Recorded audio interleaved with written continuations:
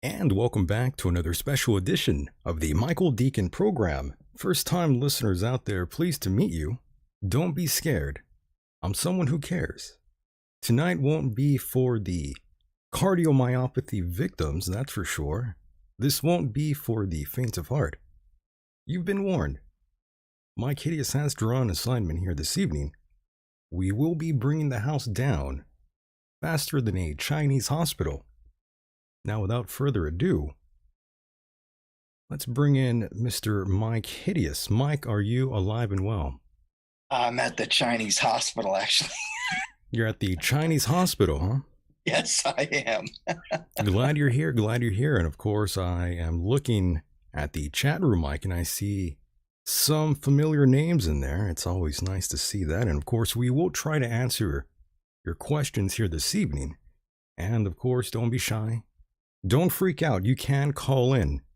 That number is 424-666-2425. One more time. 424-666-2425. Be cool. Call in. Don't just type away. Let your voice be heard. We like that sort of thing. Give us a call with anything on your mind. Call in and insult me or insult Myke. Anything goes here. All is fair and game.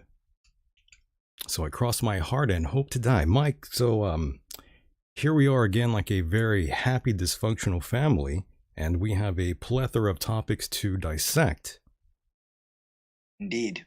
Oh yes, lots to discuss here, and all of our old familiar friends will be on the chopping block. We have so many victims to discuss here tonight, Myke. Are you excited? I'm oozing with pleasure. Oh yes, and of course I hear the birds in the background. I know they are excited too. They are happy and excited as always. I know it's so early, so they're freaking out. They're wondering what the hell is going on. Why is Mike talking to that weirdo again? Right? Perhaps. Yeah. Is basically So, what you hear 24/7 at Mike's house. Is it? shit, pretty much. It's a goddamn forest out there. It's a new sound effects going on over here, huh? Oh yeah. Nice. Lots of sound effects here to play and entertain all of you out there as I drink this tall can of beer. A nice beverage to be, to be drinking on this afternoon here on the West Coast, Mike. I bet. Oh yes, and of course you have tapped out from that sort of thing. No more alcohol in your life, correct? I stopped. I stopped as far back as maybe 2005. Stopped drinking. You tapped out early. Yeah, just I used to drink. Well, I mean, occasionally I had a beer, but I used to drink like JD or Jim Beam or vodka. Um, but it started giving me severe headaches. I think because it dries you out, it dehydrates you. So I stopped drinking. Nice, very nice. And I am drinking a 805. Yeah, there we go. 805. That's Firestone Walker. Of course, you can find that anywhere. Of course, you can find while you are getting gas. They make It's pretty tires. cheap. It's pretty make cheap tires beer, too, by right? the way. Well, that's a different company, I think. I assume that's a different company. Maybe I'm wrong. Correct me in the chat room if there's something to that. But yes, Mike, what can I say? It's another beautiful day in paradise. Nice. Sarcasm. This is far from paradise, folks. However, I'm not being questioned by the FBI. No one has taken my cell phone away. I'd say Yet. it's a pretty good day. It's a pretty good day. Not yet. It's a bad day for you, Mike? No, but who knows what tomorrow will bring with the way things are going on with this administration. Are you in a bad mood today, Mike? I have to be honest with you. I'm actually in a very bad mood. Well, I mean, if we're talking about what is happening in the country, then yes, I am slightly perturbed. I'm not about sure what's why I'm going asking on. you. You're always in a bad mood. I'm always in a bad Yeah. mood. That's true. But no, I sort of was in a bad mood before we started, but it's hard to be it's hard to be mad, Mike. It's difficult for me to stay mad for like an extended amount of time is what I'm trying to say. Okay. Yeah, as soon as I get on the air here and I start talking to you and start saying all kinds of wild shit here, I mean all of that goes away. Yeah, I understand what you're saying, but I also think what you were asking is, am I angry at what's going on? And Well, that too, yes, sure. yes, I am. I knew you would be. But yes, Mike, let me just say, let me be honest here. It just occurred to me that the people I had left in charge of business matters here for this program, they dropped the ball with yet another potential sponsor. So Oh boy. that's one of the reasons why I'm drinking so soon. Oh, okay. I was unaware of what obviously what took place. But, Yeah, so I am kind of mad. That's true. Not okay, gonna lie. Not gonna right to lie. be. Right. So this guy dropped the ball. First it was with Blue Chew. Yeah, Blue Chew, Mike. The little blue pill. Oh, all right.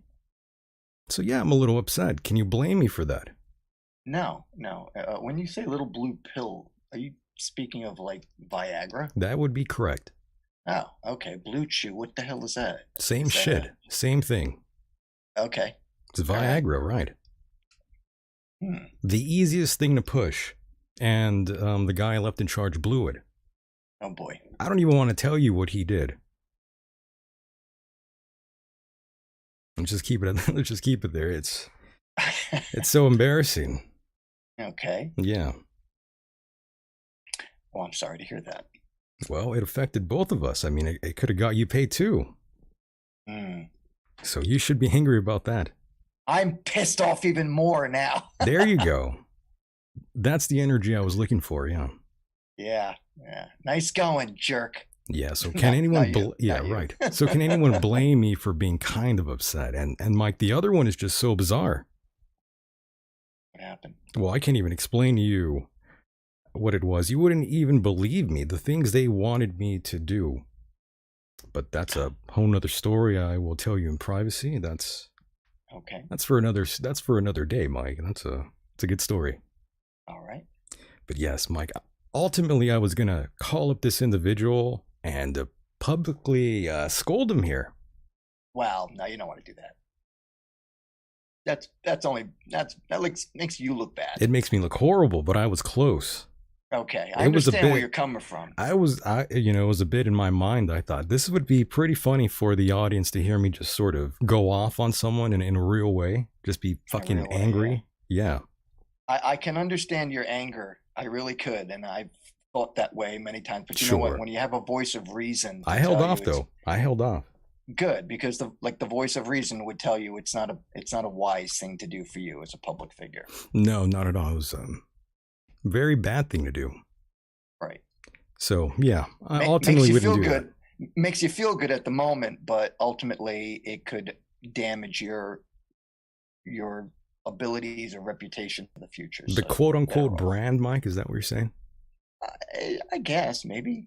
I don't know. So yeah, I was thinking about firing his ass, in other words, right here and then during this conversation here, during this bit, but I decided to call privately and keep it cool and sort of dismiss him. Yeah, you're better off that way. No good deed goes unpunished, Mike. That is correct. So, I've had a terrible week, I'm not gonna lie. Okay. Okay. But again, I must say, Mike, not awful, like in the same way like a politician would be having a bad week because they were accused of an unlawful entry. If you catch my drift. Mm, no. It's maybe No, I don't. maybe it's a good thing you don't. Maybe it's better that way. Maybe. Yes. So, Mike, I understand before we jump into further dark matters here and talk to the listeners out there if they do want to chime in, either by telephone or by chat, it's all good. But, Mike, I understand you were sort of like creating like a fourth wave of COVID-19. I was. Yeah, with the bats. Oh, with the bats. Yeah. uh, would you like me to elaborate on that little topic? Yeah, tell the listeners how you were basically playing with fire.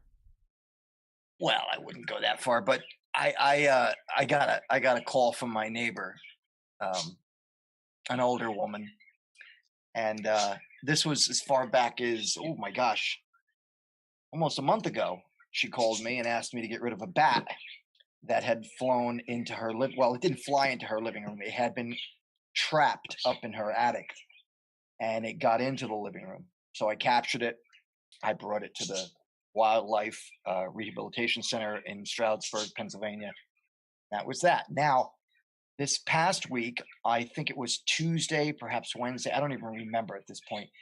But she calls me up again, and Mike, I got another bat in my house. Okay, so I run over there, and with my supplies, and I catch the bat. In fact, I caught it in less than 60 seconds.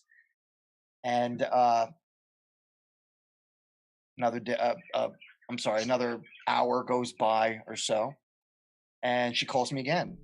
I got another bat.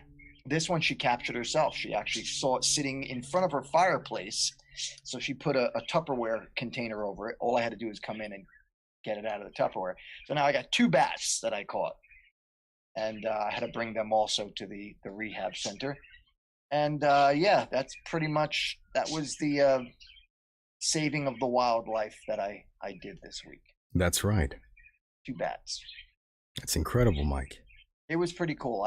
I'm kind of fascinated by them. So you're kind of like Jack Hanna. You're like a zookeeper, Mike. Well, I mean, me and animals. What can I tell you? I've got a very big soft spot in my heart for animals. My goodness, and you did not turn into a vampire, so I'm just relieved to hear that, Mike. No, they were happy to see me. They were like, "Oh, it's Myke Hideous. Oh, we know you. They You've knew got it." you. That's right. I got a reputation in the bat business. Very nice, very nice. I'm just glad you, right. I'm just glad you're alive, Mike, and nothing bad has Yeah, happened to you. nah, nothing bad. I wear gloves when I catch them. I'm always safe. I never risk myself by to get bit by a bat. You wear a condom.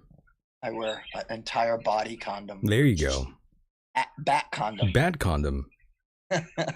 So yeah, Mike, we are going to shift pretty quickly here in a moment, but that reminds me, I've had some folks from the past try to communicate with me, and Okay. I like them, Mike. I really do. They're good people, and they are sort of like people I grew up with in the past. I check up with them every couple years, but at the same time, I don't really want to be friends with any of these people.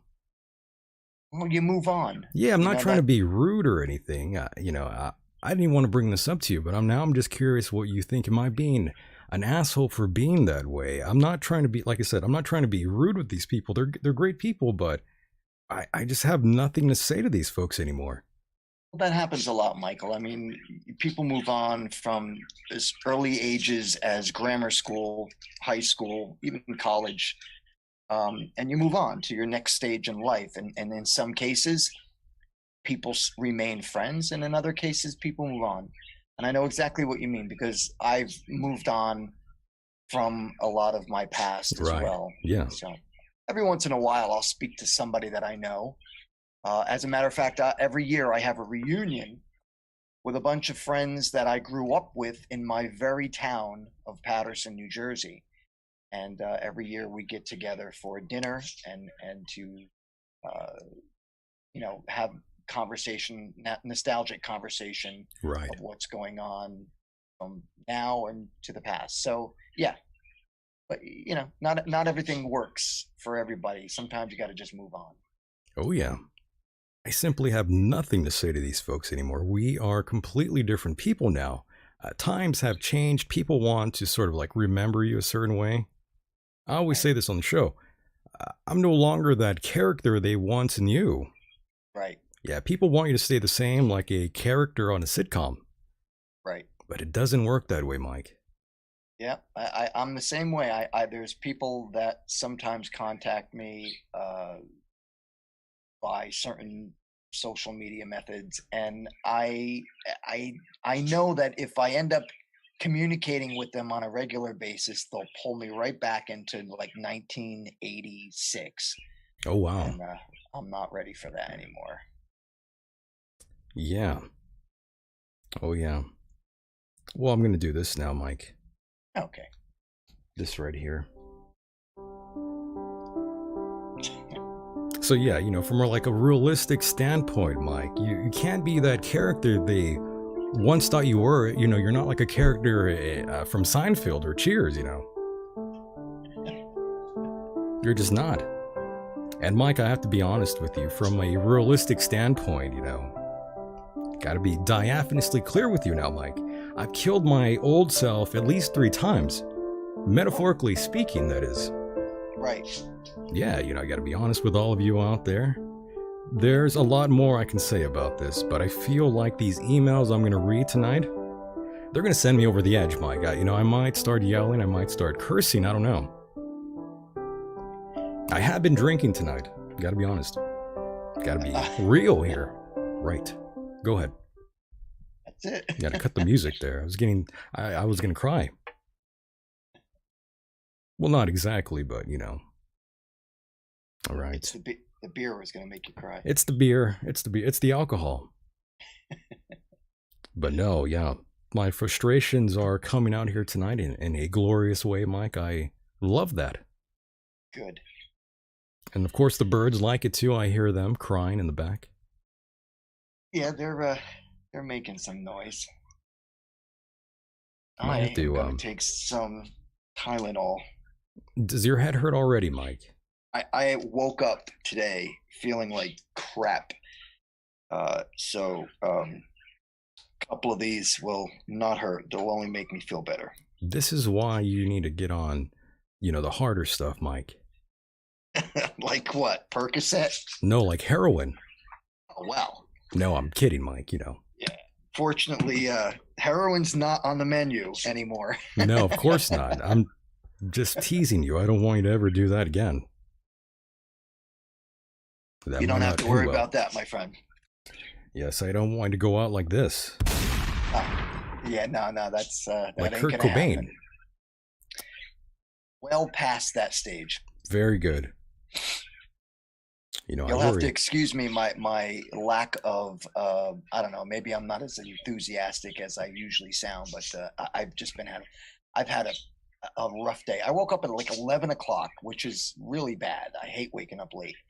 And I could barely get out of bed. And when you contacted me earlier, Yeah. I was plopped on the couch trying to get some Z's, thinking, all right, I got to do the show tonight at 9 o'clock. And I know. I'm sorry. and then I get a text message from Michael. He's like, hey, what are you doing? Let's do the show early. Like, God damn it. I know. I apologize. The reason why we are here That's so all right. early, folks, is I have family coming over. I don't know exactly when they're going to be here, but I don't want any surprises. I don't want them to ruin the show for you out there. See, that's how much I love all of you out there. I could just picture them coming there to visit you, and then walking into the room that you're doing the show with and start talking to you.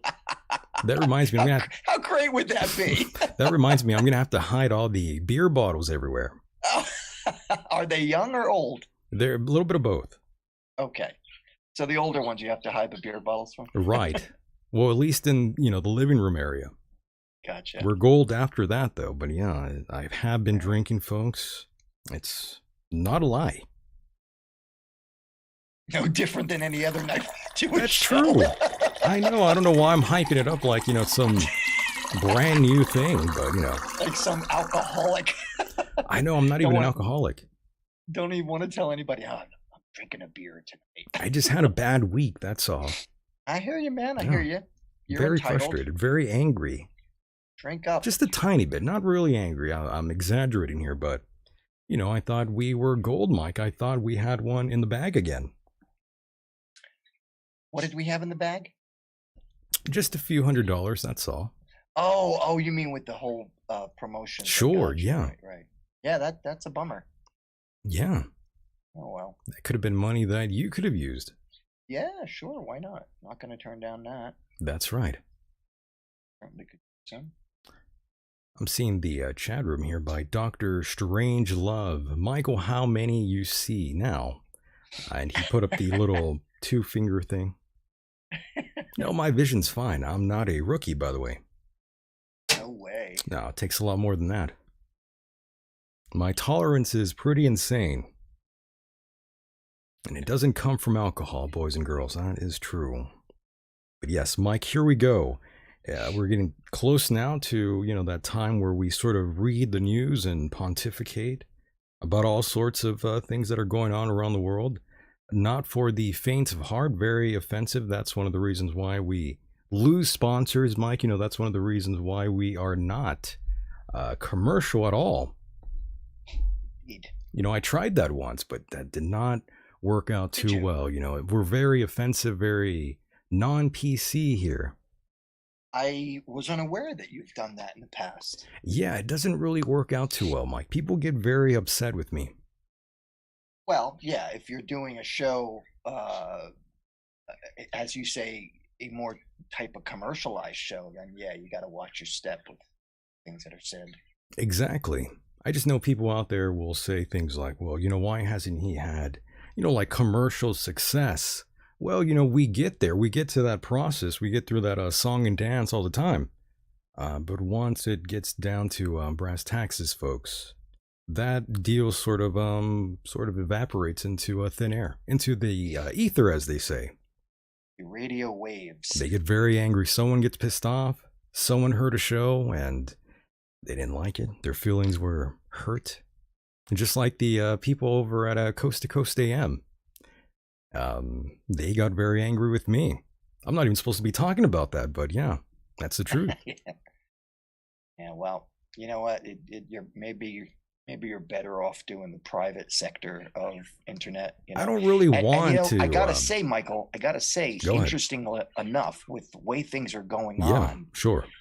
who knows if tomorrow or in the future they may put a stop to uh, free opinion radio, because Lord knows there are things that are taking place today where Right now. people can literally claim that you are offending them with your words, and of course then everyone will stack up against you. uh, I don't know if you heard just recently, but AOC, also known as AOC, she just claimed, she almost had, in fact I think she did have this guy arrested who disagreed with what she had to say, and she had the police go to his home and arrest him under the claim that he threatened her life, and he did not. So this is the world we're living in right now. And are you saying that that could happen to us? Michael, It probably could. I'm gonna say this without holding it back, Go ahead. it's very possible that the thought police could come after you and I. Uh-oh. It's very possible. I'm not saying it will. I'm not saying it's definitely happened. But like I just said, the story I just told you was true. A man was arrested. She claimed that he threatened her life. Yeah, she They're claimed here. that he Sorry, go ahead. she claimed that he threatened his life, and he did not threaten her life at all. He simply disagreed with her and said so. Nothing about I'm going to kill you, I hope you die. Nothing like that. Nothing. I read the exact quote that was stated by this gentleman. Yeah, we are living in the world of the thought police. 1984, my friends. It's happening now. Well, Mike, you are sort of jumping ahead here. We have to make it official. My apologies. Yeah, since you're reading the news here, I have to act like we're really doing the goddamn news here. Well, I only brought it up because you mentioned about the possibilities of having a problem. Right. If you spoke your mind, that's all I'm saying. Indeed. But that's true, though. It's becoming that sort of way where you can say one thing and that's it. You offend one person, they're going to go after you. They're going to go after your entire livelihood, and that's happened. Right. That's happened to me so many times, Mike. Yeah. Wrong. Freedom of speech. I know what I signed up for. People like to, take things out of context and send them to radio programmers and all that sort of deal, and that's always fun, though. I like explaining that sort of deal. It really angers me. The First Amendment is being stomped on left and right, and especially if you are not on the left. Your rights are being taken away. Your First Amendment rights are being taken away, particularly if you are a Christian, a male, and or on the right. I'm sorry. Yeah, on the right. If you're right wing, conservative. If you're conservative, especially. So messed up times, man. I had no idea you were gonna bring up AOC, by the way. She's an idiot. She's a complete doorknob. Honestly. That's your best friend, Mike. Unbelievable how stupid she is. My goodness. Yes, AOC, Mike's favorite career politician, it seems. Just all her, everything she talks about is just like all emotion. Like none of it is logic. None of it is common sense. It's all, and just the constant barrage of beating down America. It's just the worst place. Well, then get the fuck out. Do you think Christians are being attacked, Mike?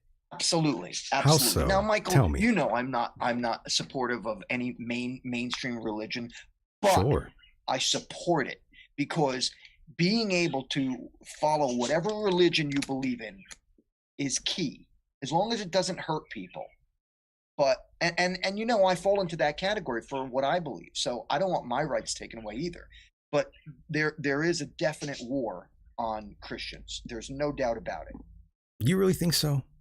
I believe it, yes. I had no idea. But then again, I'm not, out there focusing too much on, religion, even though I talk about it, but I'm not really keeping up with those that are, trying to shut it down. I know the Bible is something they want to get rid of. Yeah. I have to stand up for those who believe in religion, because I fall into that category. Even though I do not support mainstream religion, I fall into that category with my own beliefs. Right, And I yeah. don't want to know that I'm going to be put to the stake because of what I believe in, just like they, in some cases they are. And a perfect example of that is the Muslim religion, who also suppresses anyone who believes in anything other than Islam. And people are dying for that. Jews, atheists, homosexuals, Christians, and so on. I think we should just get rid of it all. Yeah, I agree. I agree. But at the same time, then I wonder, like, what would happen to me and what I believe in? Would I be persecuted for being the You might anti-Christian be. that I am? Well, you're You seen know, as the Antichrist already. You are like a Satanist. You're not, you're not really on their side. They want to precisely, do away with you.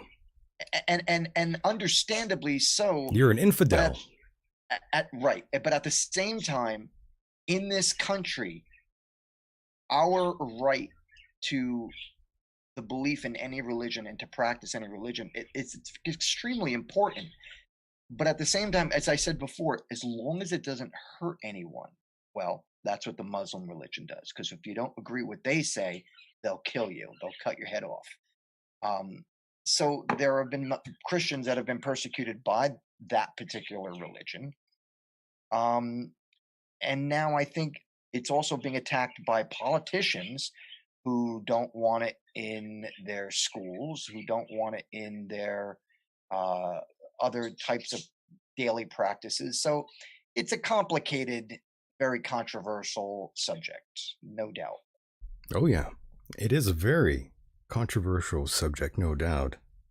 But no religious The supernatural claim from any part of the world has ever been demonstrated to be true, Mike. uh, yeah, that's another thing. I mean, there's so many different topics we could If you hit know on. it's bullshit, then why support it? I mean, that's the whole perspective I have, especially for those out there that already know very well that politicians are corrupt no matter what side of the fence you lean towards. It's all bullshit, anyways. Yet people support it, anyways. Yeah, They want to be yeah, lied to. They want to hear what they like. People like to hear whatever they sort of subscribe to on a daily basis. They want that sort of echo chamber 24/7. I mean, it's just a weird sort of paradigm. it is. You're right. I don't know. That's why I'm like, all the wars start because of religion. People kill in the name of religion. I'm Yep. just thinking, why not just get rid of something that is not factual? It's more of And I agree a with you, but myth. at the same time, try to imagine this has been going on for like 5,000 years, if not more. Religion has been a staple part of humanity since the dawn of like civilization. Yeah, and I see no rationale behind that. Behind that, And be that as it may, I think that there's no possible way we would ever to be get able rid to of it abolish it. completely. Yeah. At this point, no, I don't think we'd ever be able to Do get you rid think of it. people would be like hiding in their attics like they did in Germany? It's very possible. It's very possible because people want to believe in something. Here's how I see it. Oy And vey. Yes, go ahead. I was just going to say, having grown up as a Christian, Roman Catholic, I I think that people are so used to it. It's such a common practice that you can't just eliminate that.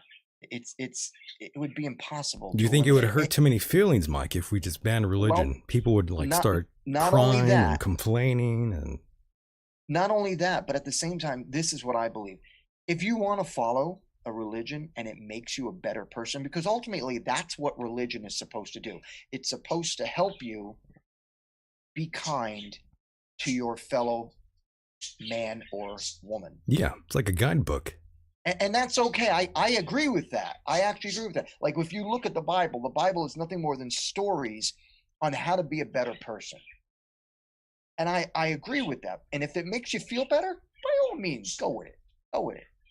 You know, and the same thing could go for my beliefs. Like, everybody could sit there and say, well, you know, there's no devil, and you know, what are you really praying to, and what do you believe in? You know, do you believe in a red guy with red skin and horns and a pointy tail? No, I don't. Actually, I don't. It's more, for me, it's more a method way of living, a methodical way of living. But in religion, A methodical way of living. yeah. Am I saying that right? Did I say it wrong? What? No, I'm just trying to sort of, you know, go by your rationale here. Yeah, that's what it is. I'm looking at your way. Okay. It's a method. It's a method of how you live. Take responsibility for your own actions, and don't blame others for things that you screw up. But you know, if like, for example, my father's I love my father. He's a great man, and he's been a Christian all his life, a Catholic all his life. And to me, when I see how it affects him, it makes him a better person. He's a loving man. He's a caring man. Cared for his family and for all those he could help. He was a captain on the fire department for many years until he retired, and he has a heart. So I believe that religion and being brought up in a family that was religious taught him how to be a good person, and that's okay. It's when you start trying to manipulate others to believe in that religion, and like, you know, like Jehovah Witnesses, or people who knock on your door and say, oh, come join our religious cult. That's where I draw the line. I think it's absurd. Sure, but what if you grew up being a Muslim? Well, as we've spoken many times about it, the problem with the Muslim religion is that it has not reformed like the Jewish religion and the Christian religion. But they think they're right. They don't have to do that. Well, that's so the Jews are like, oh, we're the chosen people. So I mean, you know, you can hit on every issue, major though. Religion with their own conceited ways of thinking. We are the chosen people. What about when we interviewed that one guy? I can't remember his name.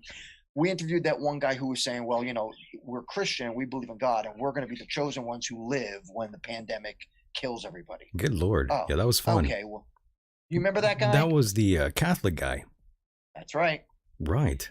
And he was saying how only his religion, believing in Jesus Christ, would save you from this pandemic. Yeah, but see, that's the way Muslims see things as well too. Right, and so do the Jews. That's the issue. So, that's the big issue I've always talked about here. Everyone is right. No one's ever wrong. Michael, I'm behind you 100%. I'm just trying to shed a little bit of what I believe to be is maybe some logic on some of what I see in religion. There are some good points in religion. Get rid of it all. Get rid of it all. Sure, Ban it. Why not? Get rid of it. But at the same time, I think there is, again, there's a certain amount of goodness that allows people to be better than what they are. What about all those that commit these atrocious acts? Yep, those people all the biggest shootings in the world, all the most tragic things that ever happened, they've all been committed by those that are heavily religious. That's right. That's right. So it's Didn't that guy who killed all those Asian women recently say that it I know he said that it was a sexual temptation for him, but wasn't he religious as well? I'm pretty sure he was very ultra religious, right. Yeah. Well, you see, that's wrong. When you kill in the name of a quote unquote God, you're an idiot. And that's the problem with these folks, though. They get so into it, they start thinking all kinds of goofy shit. They're murderers. I don't care what religion you believe in. When you start killing people, you're a murderer. And there's lots of murder going on throughout all these ancient texts, Mike. Right. So in a way, it's kind of like you sign off on rape and incest and murder. just by being religious to a certain extent. Well, not everyone. Not everyone. It's Let's like you be give clear. it's like you give it a pass, though. Yeah, again, not If you everyone. take Like my the father, Bible literally, you know. right? But as I said, like my father, people like my father. My father's a good man, and I know he would never hurt anyone unless he was protecting his family, or himself, for that matter. And you know, he has. I could tell you tons of stories about my father He's not getting going to into kill anyone in their fights. sleep. In other words, No, I don't have to worry he's about not that. Richard Ramirez. Yeah, Right? Yeah, yeah, no Richard good, Ramirez. good. And let's be sure, like we all know, Richard Ramirez was a big time Satanist. Well, I don't think he was really a Satanist. I think he I don't believed think so either. something. I think he was just mentally disturbed. I don't think it He, had anything to do with Satan. He was just fucking nuts. Michael, you're absolutely right. He was a crackpot. He really, I think he used Satanism to scare people. Uh, and let's face it, if you Most want to, mentally challenged people do use that as an excuse. Well, at least that's their lawyers do. yeah, that's right. So, I know I'll use it in yeah, court if I have to. that's right. There you go. And Mike, I believe we are joined by a caller here. I have no idea who they are, but caller, you are live on the air. Go ahead. Yeah, I had a funny story for you guys. Nice. Go ahead. Please feel free. Okay. So this is Dave in Idaho. Thank you, Dave. Go ahead, Hello, man. Dave. Yeah. Go ahead. So anyway, yesterday I order in because it's date night and movie night. Nice. Oh yeah. So I order in Thai food, Good choice. and then she wanted to go ahead and get that new Johnny Depp movie, Which one? City of Lies, which is basically talking about how it's one of these racially politically correct movies. Uh-oh. Oh, yeah. It's one of these race baiting movies, huh? He fits right in as an actor for that. Johnny Depp. All right. She decides to bring her cat over. The cat. Is this in the movie or is this at your house? This is at my house. This is really happening, yeah. In real So this time. is really Yeah, this happening really with your happened last guest. night. Oh, excuse me? I'm sorry, I missed it. This is really happening with your guest last night. Yeah, oh yeah. Okay, go on. So she brings over the entire operation, which is a scratching post, the cat box, the whole thing, right? Right. Okay. So then we watch this horrible movie because it's just a PC movie, and then I attempt to go to sleep, and this cat won't let me sleep. It would just get on top of me and start meowing. Now this happened all night Nice. until I finally gave up at like 4 o'clock in the morning after being up like, I don't know, 6 times, 7 times. At 4 o'clock in the morning, I get up. The cat's still hanging out by me and making noise. And the girlfriend then gets up and then is all mad at me because the cat likes me more than her. Ah, I see. Nice. One of those issues. It's amazing. I'm just amazed. I'm still amazed. So this cat then gets outside, and so we have to hunt the cat down. Oh. Oh yeah. This is the best What a because mess. there's no way I could even make this up. She gets mad at me again because the cat got out, and come to find out, she let the cat out. Yeah, she blamed you for it. Yeah, that's going to happen. You're going to get a lot of that. It's Yeah. just all projection. Yeah, younger I'm man, telling you. this is what you will be looking forward to in your future when you get married or have a girlfriend. Long time. This will be you boys. It's a reminder. I'm telling you, I have 3 adult kids, so I don't have to put up with anything. So Do they get out of the house at like 4 o'clock in the morning? No, well, I don't. No, my adult kids don't live with me. I have a That was a 3-bedroom joke. house with 2 baths, and I live by myself. That was a joke, but So- okay. Yeah. Yeah, no, I've raised my kids to critically think, so they would never even come close to this one. So then we finally get to find the cat, bring the cat in. I'm starving. I don't want to make breakfast. And so we go out to eat, and then she's mad about where we go to eat Oh no. because there's too long of a wait. No good deed goes unpunished, by the way, especially in a Are relationship. you still All with the- this woman? No, that's just it. I think she's in the doghouse for like a number of months now, if not Oh, forever. good. Because, because this is just way too much. Right. I don't blame you. But all of this is after all of this behavior started after she started getting the vaccines. Oh. Yeah. You know what, sir? I'm sorry. I got to disagree with that comment. I think I think women are like that permanently. Oh, of course, yeah. Sorry, ladies. I don't mean to. I'm You're okay. sorry. I want to apologize to the women out there who are listening. Well, now I'm the sorry. show is canceled. Thank you, Mike.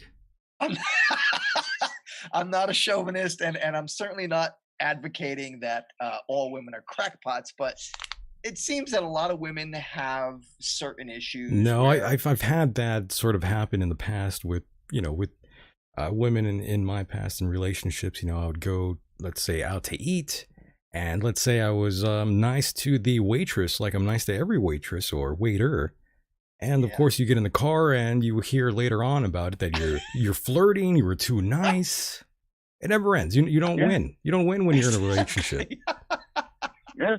No, I've had the same thing. Yeah. You're nice to the waiter or waitress. But you know and what you're paying happens? attention to them more than the girl. But you know what happens though? This is another thing I see with grown men. They go through this so much in life, and this is like most of your parents out there. Those of you listening, they become so like what's the proper word? Not pussified, but they're immune to it. It seems like their testicles have been removed from their body already. And they lay in their woman's purse. It seems like lots of men out there, lots of married men, they've been with their wives for a long time. They all cave into their wives so easily. They wear the pants in the relationship. There's lots of men out there just like that. Right. It's crazy, but that's It the is. reality. They say Well, that after I got her out of the house, I was able to take a nap. Are And you then one when of I those woke men? up Hold from the on. nap, the Hold only on. thing I wanted to do. Hold on, I'm not going to let you off the Oh, hook sorry. here. Hold on. Are you one of those men, by the way? Does your wife dictate every single move, especially financially? Does she have a word in what you do, sir? Go ahead. Oh, no. This is the girlfriend. The She girlfriend. lives in her own house. Yeah, but does she try to dictate anything already? Has she put her foot down? No, What's going on? not at all. Not yet. Yeah, that's Not yet. there's Not no yet. chance of that. Soon. I think that's part of her frustration is she's not able to control me. She's trying to break you down. Right. Oh, Yeah, shit. well, I think that was the reason why she brought the cat over, Oh, which yeah. backfired. The cat. Yeah. The Trojan horse. All right. What's your name again, Telling you. caller? Dave. Yeah, this is Dave. Listen, Dave, let me give you some advice. I've been married before, and I've had some steady live-in girlfriends. Yeah, Mike's been married. Um, It's wild. yeah, once before. I think have you ever been married before, Dave? Oh, Yes or no? absolutely. For years. Okay. Yeah, he I went have, through three that. adult, I have 3 adult kids from that gal. Okay, so married and divorced, right? Oh, yeah. Okay. Ultimately, I'm sure you'd agree with me that in many cases, women tend to lean towards the controlling method where they want to keep their men in control.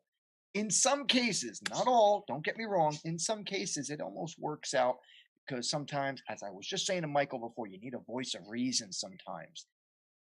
But there is a limitation that a man can take. There's only so much a man can take. Right. And I think what you're experiencing, with no disrespect to the young lady, I think that is, I think you're experiencing something where she's trying to test the waters. So to Yeah, speak. exactly. Whatever you do, don't take it out on the cat. That's all I have to say. Yeah, the poor little cat. He's innocent. He's an innocent victim here. Exactly. I know. All right. So after I wake up from the nap, because I had to catch up on sleep, and I'm kind of with Mike on this theory on, like, possibly catching up on sleep. So I wake up, and the first thing I was thinking is I should rent a movie after that shitty movie, and the only one I was coming up with was Fight Club. Fight Club. Fight Club. There The you classic, go. yeah. I don't know if the girlfriend I don't know if the girlfriend will like it, but yeah, Fight Club is a classic. But by the way, she's not coming back over for a while. oh, okay, so you're putting her on ice. No, she's in the doghouse. Yeah, on ice. In other words, yeah, Yeah. same thing. Yeah. She's a corpse. Yeah, the corpse. But yes, the Johnny Depp movie. By the way, I do remember. What was it, like a year ago? He was in some sort of case against the Sun, who I'd refer to him as a wife beater. By the way. Really? Yeah. Oh yeah. Yeah, he lost his appeal on that just a couple of weeks ago. Is that what happened? I thought I had seen his. Yeah, I thought I had seen his name in the news. Yeah, Johnny Depp's recent legal trouble with ex-wife Amber Heard. Yeah, is reportedly set to be the subject of 3 new documentaries. Yeah, but you know what really happened there? Go ahead, caller. It's a pity about Johnny Depp. Or not. If he wasn't so political, I actually like his acting. I enjoy his acting. He's from New Jersey too. I've been a fan of him for a while. But once a lot of these movie stars, they get political, and I'm like, I don't want to hear it. Not from Hollywood. These are actors. These are people who lie for a living. So don't tell me who I need to be in touch with. Yeah, so he did lose his libel case against the Sun just last year. I had no clue. But yes, they were calling him a wife beater. I'm not sure if that's true or not. But there are rumors. Caller, what do you think? Okay. So he's married to the gal, and they're living over in France in one of his chateaus. Right. Okay.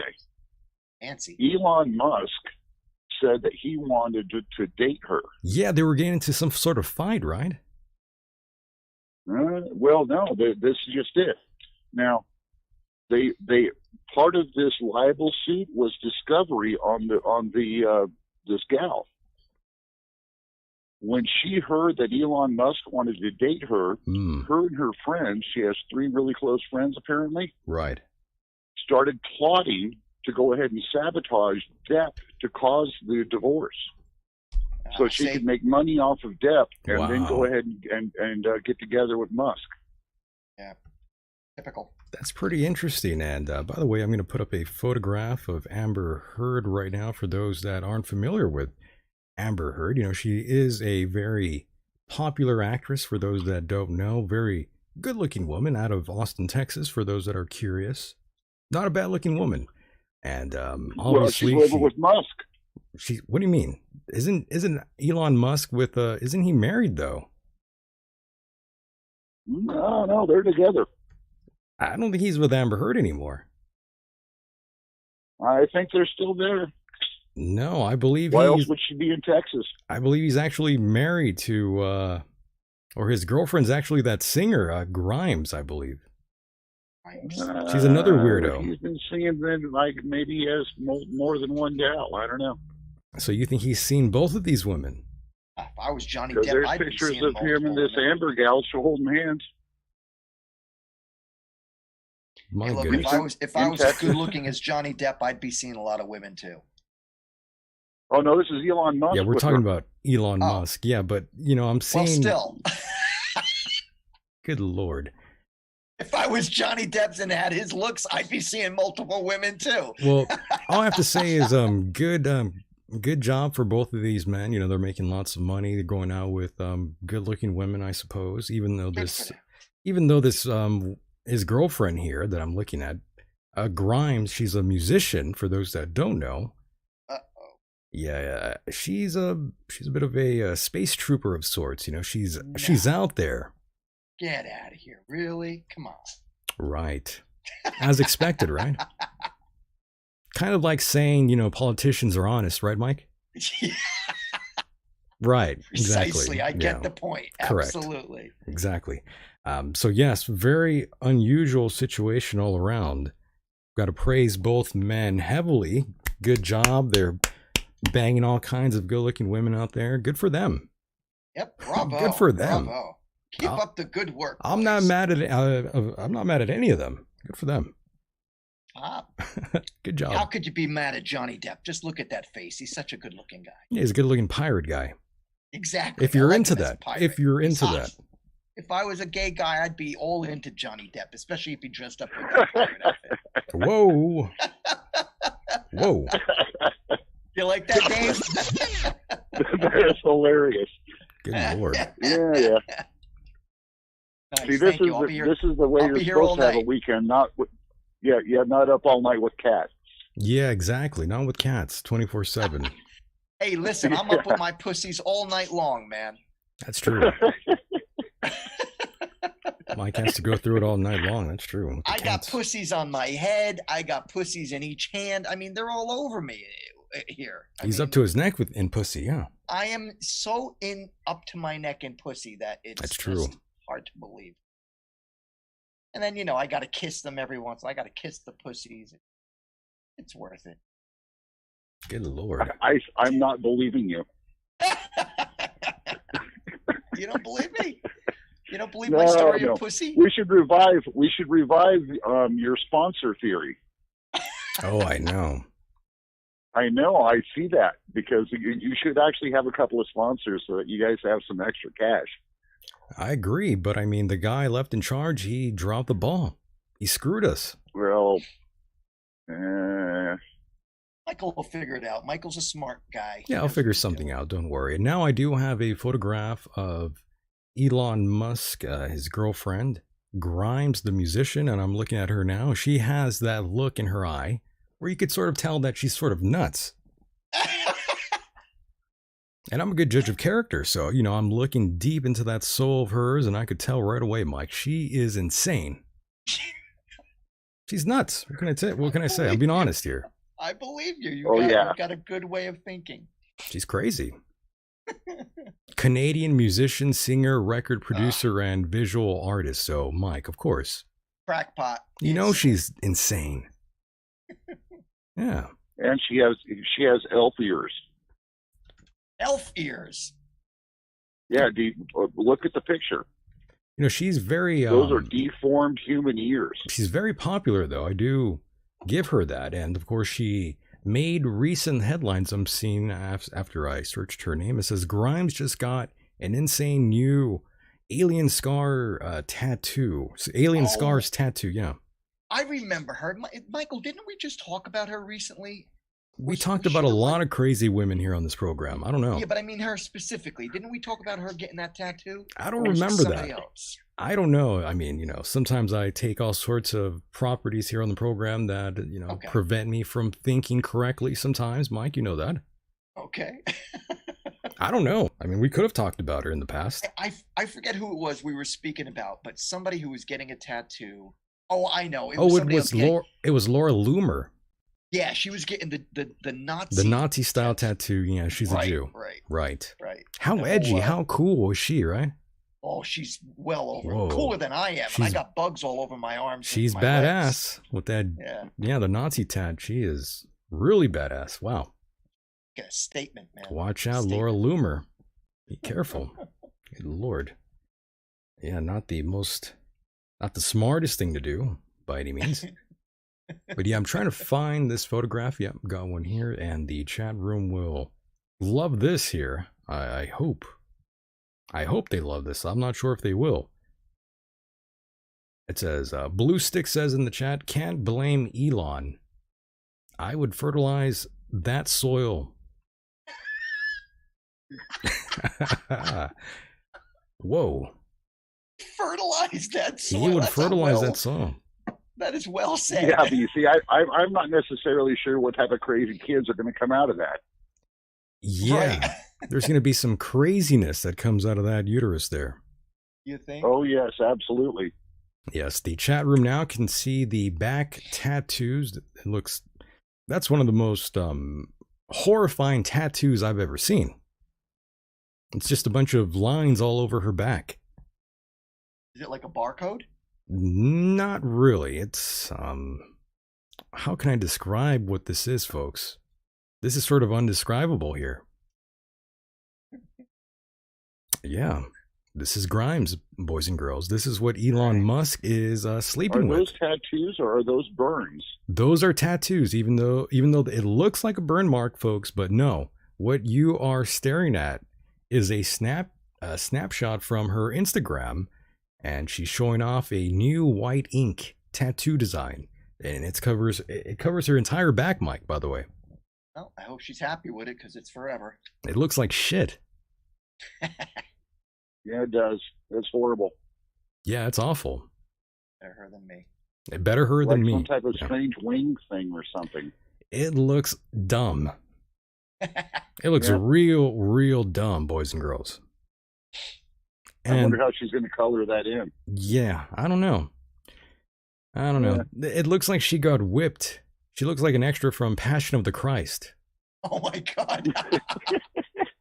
Yeah, it's a fucking terrible tattoo.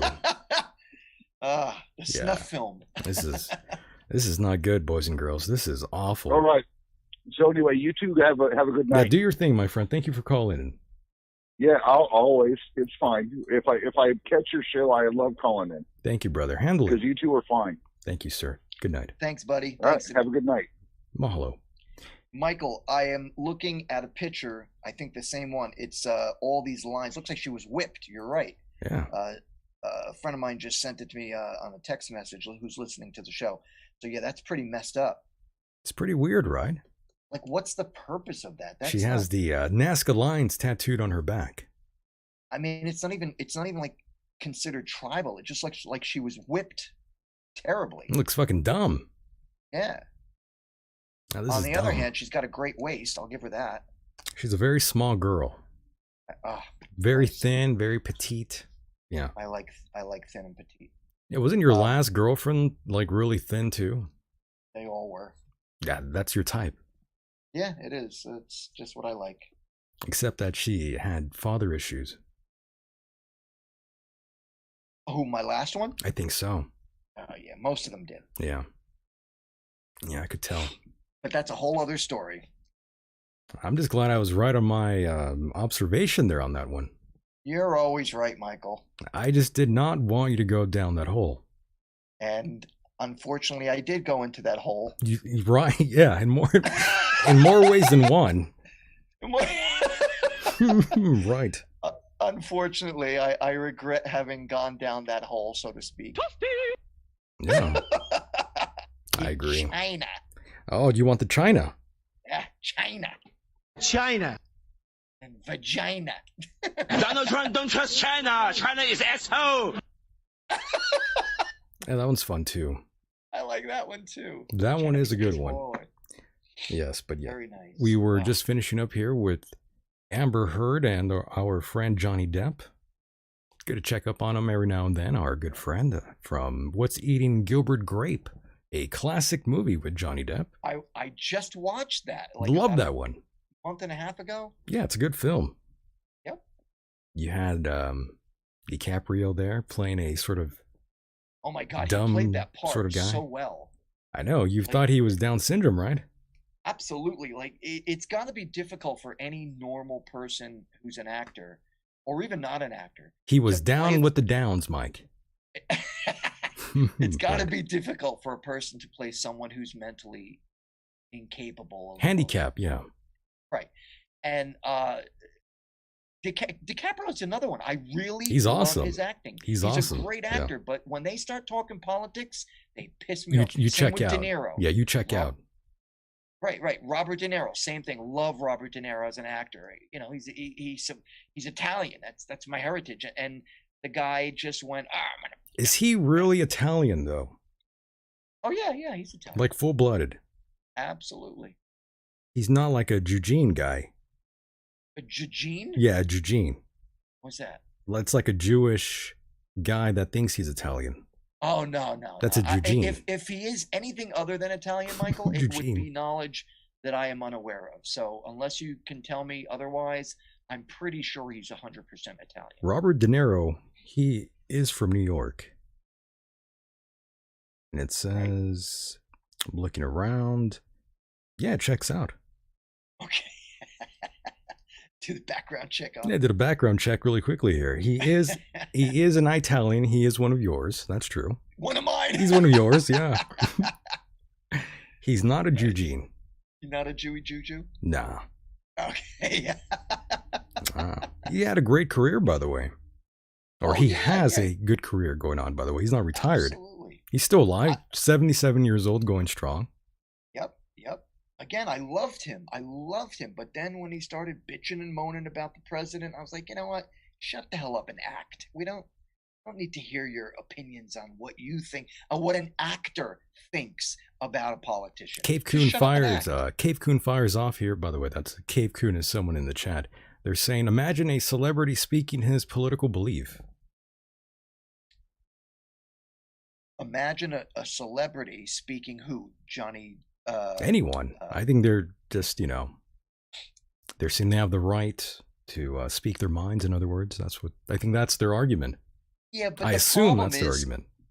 And I'm sure you'll agree with me on this, is that the problem is too many people who idolize celebrities, especially Hollywood actors, they believe everything they say, and that's not the case. That is not the case. When Leonardo DiCaprio starts bitching about how we need to be more green and how we need to stop using fossil fuels, the fucking guy shows up in a Learjet or a private jet. Are you kidding me? You're gonna tell it's like John Kerry, telling me I've got to watch how I do things with oil and gas and pollution, and these people are flying around in jets. Give me a break. They're a little out of touch with reality. You think? Yeah, they don't live in the sort of world that me and you do, so you can't really take Precisely what they say at face value. That's my point. Ultimately, Michael, that's my point. They're very hypocritical in what they say and try to pass a message along. It doesn't work. Right.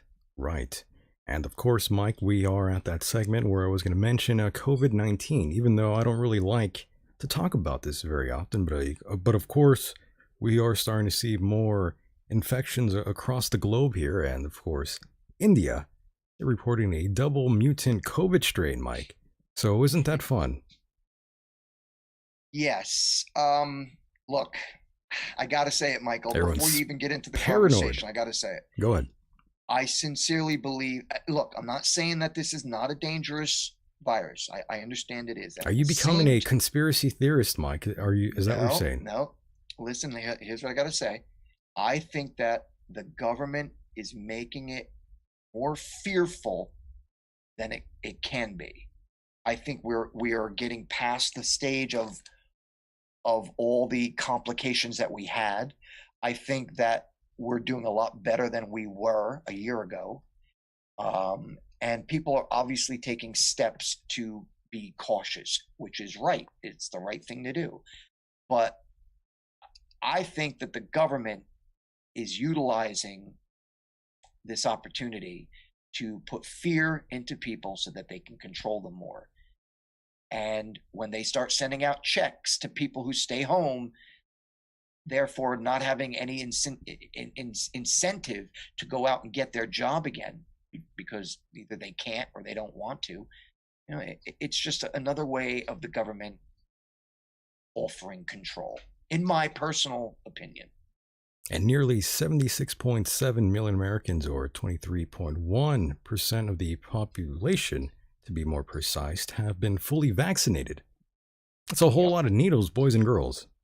Right.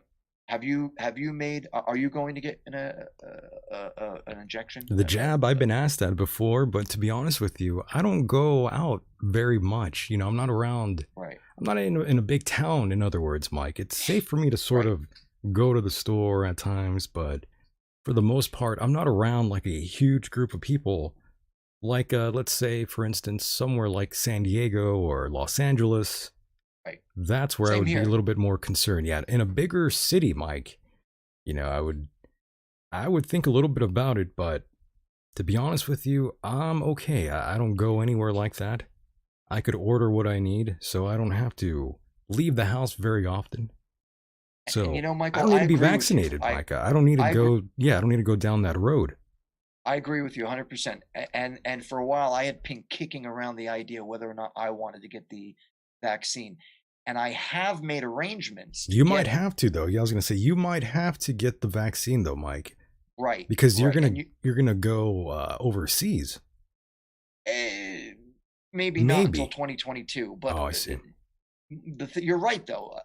As a person who I think, maybe you were leaning towards this when you said it, but my history with having had cancer is probably a really good reason for me to go ahead and get the injection.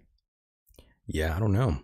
You have to talk to your health provider, obviously, I have. and find out And what they think. I have, and they told me that it would probably be advantageous to me to get it. And I got it from a very reliable source too. Right. Understood, Mike. Well, the vaccine is not mandatory as of yet, but in due time, I believe it will be something I think so too. that is going to be pushed down everyone's throat. Right. However, I'm sure you'll agree with me when I say I disagree with this whole vaccine passport thing. Yeah, we've been talking about that since last year, and I remember telling you about that, Mike. Yep, and I disagree with that completely.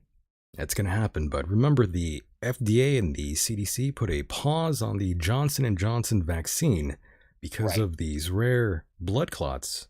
Now, who didn't see that coming, though? Before you go on, take this into consideration, Michael. More women get blood clots from birth control than out of the 7 million people who have gotten injections of the vaccine. So you mean to tell me they're going to hold production because 7 friggin' people and 6 people got it and 1 person died? They're going to hold back? Come on. It was enough to freak somebody out, though, yeah. Of course, that's we were talking about this before. The 1%, they get up and bitch and moan about something, and then everything has to change for that 1%. Yeah, that's the way it goes. It's ridiculous. But, hearing that, I'm sure it does complicate things for a lot of people out there on the fence. I'm sure. Yeah, they hear that, they're kind of inclined to want to take the vaccine, hearing something like that. Listen, man, I was at the mechanic on Wednesday, and I sat next to a woman, an elderly woman, who was waiting for a car, and we started talking, and she was saying when she got her injection, she got sick. She had 103 fever. She got really sick. But this sometimes happens to people even when they get flu shots. So you're taking in a bacteria or a germ, if you will, and it's going to affect you, especially with this particular virus. So there is the possible risk of getting ill from it, as some people do with flu vaccines. So for them to hold up production, I mean, everybody knows that we want to get this taken care of, but you're going to hold up production because 6 or 7 people got sick? Come on. Ridiculous. Come on, man. Come on, man. What are you on drugs? What are you, a junkie, man? Right. Right, exactly. But we'll see. We shall. I'm going to hold off for a while, Mike, to be honest. And you should. It's your choice. Yeah, Wilfred says lots of people dying and lots of side effects from the jab. What did he say? Lots of people what? A lot of side effects. But what did you say before that? Read it again. Lots of people dying and lots of side effects. Who's dying? Who's dying? Wilfred, go ahead and enlighten us and tell us who is dying exactly. How many people have died? I mean, if they're talking about how many people died from the virus, yes. What was it? 500,000, I believe. Cussy the clown. He says, "I was vaxxed back in December. You scaredy cats." Well, good luck with that. I hope it works for you. But I'm no longer scared of it. Not that I was before. I had my issues about it. But it is what it is, and I get a flu shot every year, so I'm going to get this. You're going for it. Yeah, I'm going to get it. Like I said, I put in my reservation, and now I just got to wait until they call me, which will probably be in May, and I'll go for the shot. I think you'll be all right. I think so too. Yeah, you'll be fine. All I will say is if you have to travel or be around a lot of people, it might be beneficial for you to a certain extent. You're going to have to make that, right, you're going to have to make that decision for yourself. So yeah, go ahead and check with your health providers. Of course, I'm not a medical expert of any kind. I have to legally say that just in case, you know how it goes here. That's right. Yes, I still find it mildly amusing that headlines early on were saying expect a sort of baby boom during the lockdowns, and here we are about a year later, and we see that is far from the truth. There was no baby boom. Even like Virginia hospitals, for instance, they saw fewer births and more like substance abuse. Yep. But I mean, what else are you going to be doing during the lockdown than drinking, doing drugs? Right, right. Fighting with your girlfriend. People are getting bored, and people get bored. Yeah. They're drinking. They're smoking crack. Right. Yeah. So crazy times. But birth rates are down, though, Mike, is what I'm getting at here. Interesting. Yes. I wonder if they're just down in America. Yeah, I was looking at the stats here for America, here in the States, and it is relatively down. I wonder what it's like in other countries that have, you know, a large population like India or some other Arab country or something. And we are joined with another caller here. Caller, go ahead. You are live on the air. Barely hear you. I can barely hear you. Hello? Hello? Oh, we can hear you loud and clear. Yeah, we hear you loud. Is this Myke Hideous or Michael Decon? This is neither. I'm Myke Hideous, and that's Michael Decon. Oh, cool. I just tuned into the show, and I want to know what you think about when the medication is being all put together and put in the syringe. How much of that is pure medication, and how much is what do you call it? Crap. A placebo? Intentional crap. Crap as in like crap, or you mean a placebo? No, I don't mean like literal, well, it could be, but no, not literal crap. But no, not placebo. Not placebo, but stuff that makes you get sicker or die or whatever. It's people are getting I sincerely doubt it, dear. You know, you've been watching the news.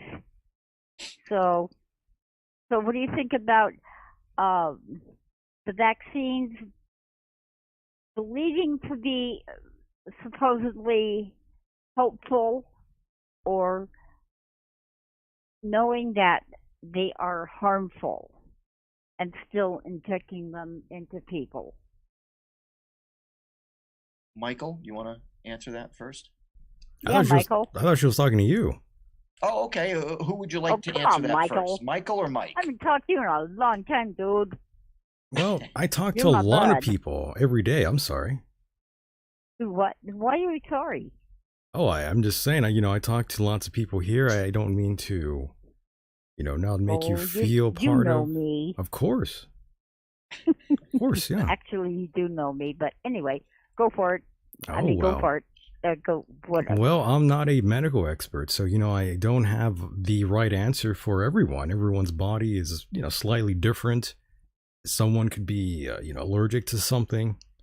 So I'm not exactly sure. Exactly. So I'm not exactly sure if... How much research has been done on what the allergies are for many people in the U.S., for example? And why would they put stuff in there that the majority of the American people might be allergic to? Well, may I answer that? Instance. May I answer that, Michael? I'm waiting on you. Go ahead, Mike. Okay, so here's what I think. What's your name, dear? Marcy? Marcy. Okay, listen. Here's what I Yeah, think. First Mike and knows me. foremost, I don't believe that they're going to put any kind of quote unquote crap that would be in this vaccine. There's no reason to, number one. Number two, I've spoken to many people who have gotten it. They're fine. And to think that the majority, as you just said, the majority of people would be allergic to this, I disagree with that as well. I think if you've been following up on the reports of what's been happening with these vaccines, is there were 6 people, women, I believe they were 6 women who had blood clots from it, and one person, I don't know if it was a man or a woman, one person died. So now out of 7 million shots, that 7 million people that have just received shots, 6 people got clots and one person died. So it is in my belief, I sincerely don't believe that there is a major malfunction with this virus. I think there is a small percentage, probably less than 1% of people who have now been infected by this drug. In addition, you asked something about how do we not know, who's going to be affected. Well, that's the beauty of this vaccine. It was created by Donald J. Trump, who put I shouldn't say created. Donald J. I was going to Trump say he created the vaccine himself. Holy shit! I stand corrected. Whoa. But he I was going to say he was in a lab. up and running before people started dying. Amazing. Go ahead, Mike. He was the one who basically put his he pushed these people up against the wall to make them get it done quick, because if it were up to Biden right now, we'd be waiting for another 10 years for them to go through all the red tape and the tests that have to be done with all vaccines. But we were in such a predicament worldwide that we needed to get something ASAP to help everybody. Yes, it may affect certain people with certain issues that they're going to have problems with. I understand that's tragic. But you know what? If you balance it out, 7 million people who have gotten injections and they're okay, as opposed to 7 people who had complications. There's no contest. How long did you have to wait before you got your injections? I'm still waiting. I just made my appointment about 3 weeks ago. I'm waiting until May. You haven't done it yet then. I'm still waiting. He's going to get the Johnson & Johnson vaccine. Probably. Yeah, he's going to prove for us that it's 100% safe, right, Mike? I'll take anything they give me. Nice. Very nice. As long as it's the vaccine. Oh, yes. Well, thank you for the call, by the way, Marcy. We appreciate you. You're most welcome, Michael. I miss you, man. We miss you, too. Answer my call sometime, okay? I answer no one's call. Oh, you used to. I answer no one's call. Little squirt. I'm sorry. I have detached myself from all. Thank you very much. But yes, I have removed myself from communication with a lot of folks out there, Mike. You know that. Yep, you're a solitude kind of guy. I have to cut people out of my life all the time. I don't like being, readily available to anybody. Okay. Got to be exclusive here.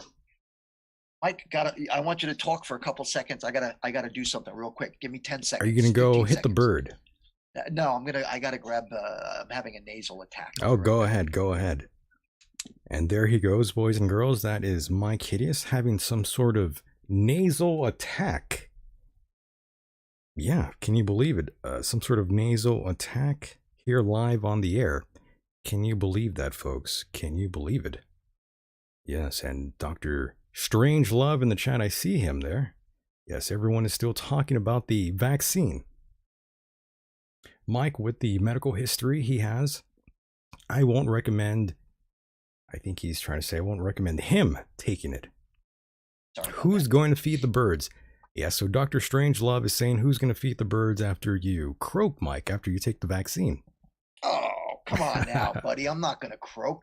If I croak, it's not going to be from the vaccine. It'll probably be from some other health issue I have. It's going to be from crack. Maybe, well, crack cocaine. I think it would be a little late for me to have an effect from any crack from 20 years ago. It's been a but while. I know what you're saying. Yeah, so that's what's going on, ladies and gentlemen, in terms of this vaccine. Lots of people still on the fence whether they want to get the vaccine, whether they don't want to get the vaccine. Which vaccine will they be getting? I don't know. As I mentioned, Michael, it took 2 doctors who I know personally who convinced me that I had nothing to worry about. They themselves just got the vaccine. So They're good to go. These 2 people. Yeah, they're good to go then, in other words. I trust them, their opinion, because, as I say, they're doctors. And yeah, of course. To get a personal opinion from a doctor is an extremely valuable circumstance. Right. There you have it, boys and girls. Get the vaccine if you have to. Or don't. The choice is yours, boys and girls. That's Use right. your mind. That's right. And talk to your doctors, yeah. Talk to your doctors, people, because if you're really concerned, ask your doctors flat out, have you gotten the vaccine? And if not, do you plan on getting it? And do you think one is better than the other? And you should get a decent answer. And if not, then I'd suggest getting another doctor. Right. That's a good suggestion there. Thank you. But Mike, I have to be honest. Aren't you glad you don't have a child, Mike? It's a weird question to answer. On one hand, I would make a terrible father. You think so? Absolutely. I am not a reliable, responsible man. I'm still living the life of a 30-year-old, if you will. You're still living wild. Living life. I'm trying, as old as I'm getting. But Yeah. my point is this. As much as I know that I would not be a responsible father, at the same time, there are days when I sincerely wish I had an offspring. Oh my, really, Mike? I had no idea you had these thoughts in your head. Yeah. Years ago, not to get off subject, Michael, but years ago, I had a woman who I was involved with for a very short time. And she had actually said to me later on, after she moved out of my life, she has said to me, I wish you had given me a baby because I would have taken care of it and you would have had somebody to carry on your name. And she couldn't have been more right. And it's so funny because I have been trying to track down this girl in Australia for many, many years, and I can't find her anymore. Australia? What happened there? She just moved. She got married, moved to Australia. Australia, huh? Yeah, haven't talked to her in many years, probably over a decade or more. Wow. Yep. Interesting. I had no idea, Mike. It's just something, you know what, maybe, Michael, I'm not sure how old you are. What are you, in your 30s? Right. But I didn't know you were like, we had these sort of discussions in the past, but you never once told me, I kind of wish I did have a kid. Well, only because the older I've gotten. You thought about this, yeah. Yeah. I've had like 20 years to think about it after she told me. Yeah, sure. And I think maybe you might experience this when you get older, maybe. You got to remember, I've gone through some life-threatening situations and some hard times in my life. And when I think about not having any kids in my life that I could communicate with and speak with, have a conversation with as they got older, it's a weird thing. I know a lot of people who have had children and now those kids are in their 20s and some of them are getting married and so on and so forth. And they have, in some cases, like these people have very good relationships with their children. And I can appreciate that. It's almost, can't say it makes me jealous, but it's very endearing. Understood. I just think, who the hell wants to have a kid during this time? Agreeable. I mean, the world's a mess. Absolutely. You have no guarantees of providing any kind of logical and rational upbringing in today's society, Mike. You would have to be a fool to want a child during this era where everything is so questionable. And the man beside you or the woman beside you can easily turn and stab you in the back, physically and metaphorically speaking. And that's a headache I don't think anyone really wants to have. I understand what you're saying. But yes, there are those out there who definitely do want a child, and they've tried for years wanting a child, but they can't have one. You know, you do hear cases like that for men and women equally. But yeah, Mike, who knows? Maybe one day, soon, you will find someone like that, Mike, someone who paints rocks. Unfortunately, Michael, I'll never have that opportunity now because of my health and how I have been affected. I'll never. You never know. You never know. No, I can physically never have a child because even if I tried, it would probably have severe health issues because of all the crap that's been pumped into me as a result of having cancer multiple times. Are you saying your child will like have Down syndrome? Possibly. Really? Well, yeah. After all the radiation that was pumped into my body to be used as therapy, so to speak, for cancer, that radiation has severe consequences on a man's reproductive system. Oh shit. Yeah. So that's why if you talk to men who have had either prostate cancer or even stomach cancer, anything where they've had radiation pumped into their lower extremities, 9 times out of 10, that will affect a man's sperm and ability to reproduce. I had no idea. Oh, yeah, yeah. In fact, oh my. This has been a situation that has been ongoing since I was 21 years old. Yeah, I know you've had your complications, no doubt. For a while now, Mike. Good Lord. Yeah. You're gonna have some Russian children. Chernobyl child. Chernobyl child. Yeah. Why not? Thank goodness. I mean, I'm glad that it never happened because, truth be told, Michael, I do not know how I would have ever handled a circumstance like that. That may sound cruel. You know, like don't think I'm saying, oh, well, I could never handle the responsibility, right? Having a child who's mentally handicapped or even physically handicapped. What can I say? I'm not trying to be mean. You'll have a little Swamp Thing baby, that's all. Right. I'm not trying to be mean. I'm not trying to be, hateful towards those children who have those problems. Sure. I'm simply being honest by saying I am not capable of handling such an issue. I'm just not capable of doing it. Understood. I mean, if you did have a child, I mean, he could be, like a mass shooter of sorts. That too. Yeah, just I don't think that has anything to do with radiation therapy, but yeah, you could have a nutcase child. Well, it messes up the child's brain. Indeed. So, the kid that shot up FedEx recently, that could have been your child. Another mass shooting, by the way, those that don't know. And of course, the FBI did not take long to take credit for it. I know. Hold on, let me explain. The FBI says they interviewed the FedEx mass shooter just last year. The mom talked about all that. Is that.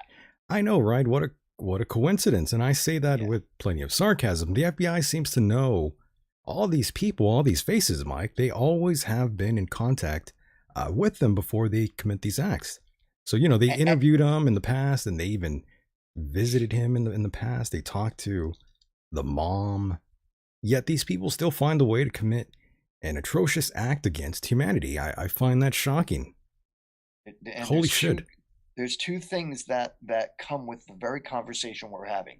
A, the fact that we are unable to just simply arrest a person if they are psychologically unbalanced. So if this kid was showing that he had either suicidal tendencies or homicidal tendencies, well, what are they going to do? Arrest him? Yeah, they can't arrest you for that. Right. Secondly, then you've got the whole issue of if and when it does happen, then you got everybody yelling and screaming, oh, well, it should have been taken care of. What are we going to do? We can arrest a person for thinking thoughts? I mean, what, you've never thought about killing a person? All the time. All the time, right. I think about it all the time. I would never act upon it because I'm not an idiot. That's right, and I'll go into detail in a moment here, but yes, the former employee who shot and killed 8 people at the FedEx facility, and I believe it was, I'm not quite sure where it was, Indianapolis, I believe. I believe that is where it went down, by the way. And of course, the mom did say in an interview just last year that her son might commit, and I, in quotations, suicide by cop. Right. Yeah, so this guy was obviously a bit of a nutcase. Obviously a piece of shit in life. Yep. He was of that cloth. We could all tell. And of course, an AR-15 was used, Mike. Oh. It's always an AR-15. It's a good gun, I guess.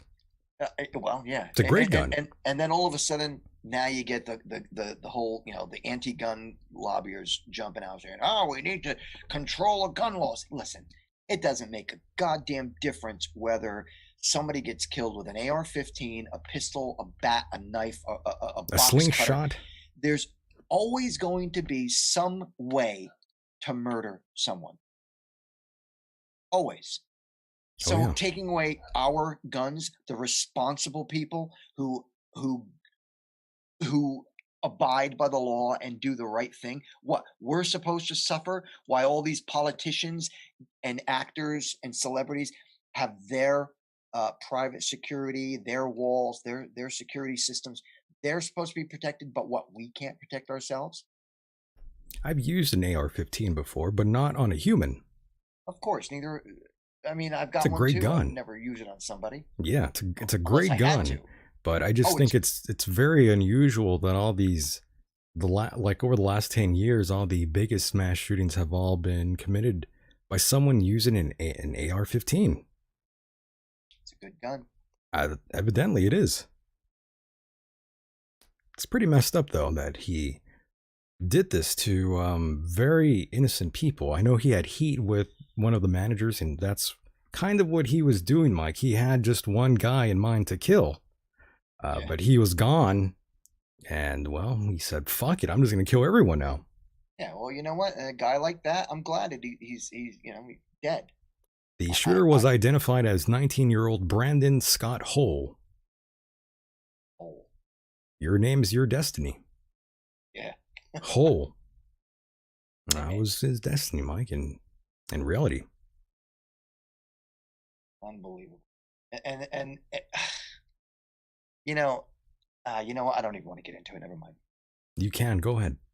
I was going to say, there's that, and then you've got this whole racist thing going on where anytime a black person is shot, it's immediately considered to be a racist attack. And 9 times out of 10, these persons who get shot are in the act of a crime. They're in the middle of doing some sort of crime, and they get blown down by a cop for doing something stupid, like not listening to a cop saying, get down on your hands and knees, put your hands behind your head, or put your hands behind the head. Like they don't listen, and then they end up getting shot, and right away it's the fault of the police officer, and then it becomes a racist issue, and I'm sick and tired of hearing about it. I really am. President Joe Biden said he had been briefed on the shooting and called gun violence an epidemic in the U.S. Yeah, it's an epidemic, but the border's fine. Don't worry about that. He said too many Americans are dying every single day from gun violence. Yeah, well, take a look at Chicago. It happens every single day. And of course, House Speaker Nancy Pelosi, your favorite, said she was horrified and heartbroken, by the way, Mike. Of course she would be, because she's a friggin' mental moron. Don't worry, though, Mike. We will forget all about it by tomorrow. Yeah. I mean, I have no idea what we were just talking about a few moments ago. It's gone. I don't know. It's just a distant thought in memory. But yes, I'm looking at the killer's face right now, and yeah, he looks like someone who would shoot up the place, no doubt. Wait a minute, he got shot, didn't he? Did he get killed? He killed himself. Oh, good. One less crackpot in the world. Goodbye. Yeah, we don't need him around. Yeah. He kind of looks like a lesbian with that short hair, though. Like, he could pass off as a lesbian. I know there's a fighter in the UFC. I'm forgetting her name. I'm not sure why I'm drawing a blank here, but she has the sort of same haircut. Yeah, if you saw him from a distance, you could probably confuse the both of them. I'm just being honest here. I hear you. Or maybe it's the alcohol. Maybe I think everyone looks like a woman right now. I don't know. It's a good thing you're not near me, Mike. Oh boy, good thing. But yes. It's a strange time we live in where everyone thinks they have the right to resist arrest. They have the right to break the law. I don't know. That's all people's mindsets are now. They think they have the right to do anything they want, but that's not the way it works in reality. At least not in Los Angeles. I told someone else, I said, I learned rather quickly watching the way the LAPD sort of handles these situations. You don't listen to them and you resist arrest. LAPD will put the boots to your face. And you know what? I'm sorry to say it if you disagree with me, but rightfully so. When you get into a position when you are about to get arrested, you don't resist arrest. Of course These are men not. who carry guns. I mean, it's common sense, but a lot of people out there in America, they have that mindset, Mike, that mentality where they feel like, they can do whatever the fuck they want. Exactly. It doesn't work that way. Yeah. No, of course not. If I was in a position, all right, and I've got family who have been involved in the police department, fire department, and if I were, and I've been in situations where I've been, I've had to spread my arms and legs against a wall so I can be frisked by a cop. And, I wasn't stupid. I didn't resist it. I simply let it happen because in the long run, I'm going to end up facing a judge in a courtroom with a lawyer to state my case. So why would I want to risk my life to get shot by a cop for not listening to him? Not a good way to go out. No, unless you want cop suicide. And evidently this guy did, though, this shooter in this case. Yeah. And he took out all those innocent people just because that jackass couldn't put a bullet in his head because he was too much of a pussy. Correct. Asshole. Yeah. And now he's gone. Yeah. Quick. Unfortunately, not soon enough. I know, right? He should have just killed himself. That's my point. Exactly. He should have done it a long time ago. All these people that had to die because this crackpot couldn't put a bullet in his head or hang himself or take an OD or slit his wrists because he had to take out other people. Coward. I hope you burn in the very depths of hell. If there is a hell. Allegedly. He belongs there. If there is such a place, that is where he belongs, by the way. And goddamn, I still can't stop looking at those dead eyes of his. Yep. Empty vessel. It's pretty brutal once you really look into the eyes of this gentleman here that we are looking at. He's no gentleman. He's a coward. Well, I was being polite. I know you were. I was being polite. I had to correct you. He's a coward and he's a POS. But yes, he looks like the UFC fighter, the female fighter, Rose Namajunas. They have the same haircut. Yeah, that's the fighter I was thinking of. Those that are fight fans will know exactly who I am talking about, but yes. Same haircut. Except, he's very disgusting looking and looks like he has an Adderall problem, yeah. Just like Cave Coon in the chat said.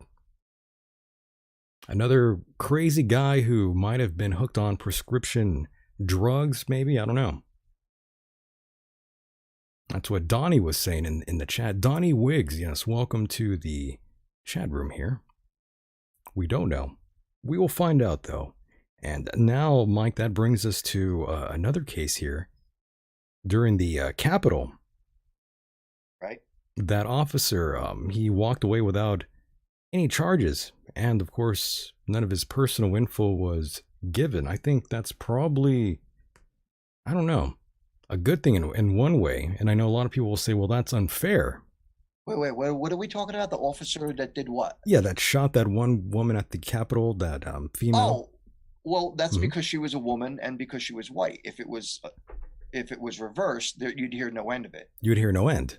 Yeah, and especially because she's on the right, it's okay. But if she was on the left and it was a black person, there would have been a major case about it. And It'd be- I hate to say it, but Mhm. that's what we've been seeing for how long now? You know, every time a black person is shot, it's considered to be some systematical racist attempt to eliminate black people, which couldn't be more ridiculously stupid. In addition to that, these people who believe in BLM, their fearless leader, the Marxist, just bought what, 4 homes, $4.2 million in the whitest area of LA. Of course. I mean, that's not really a shocker.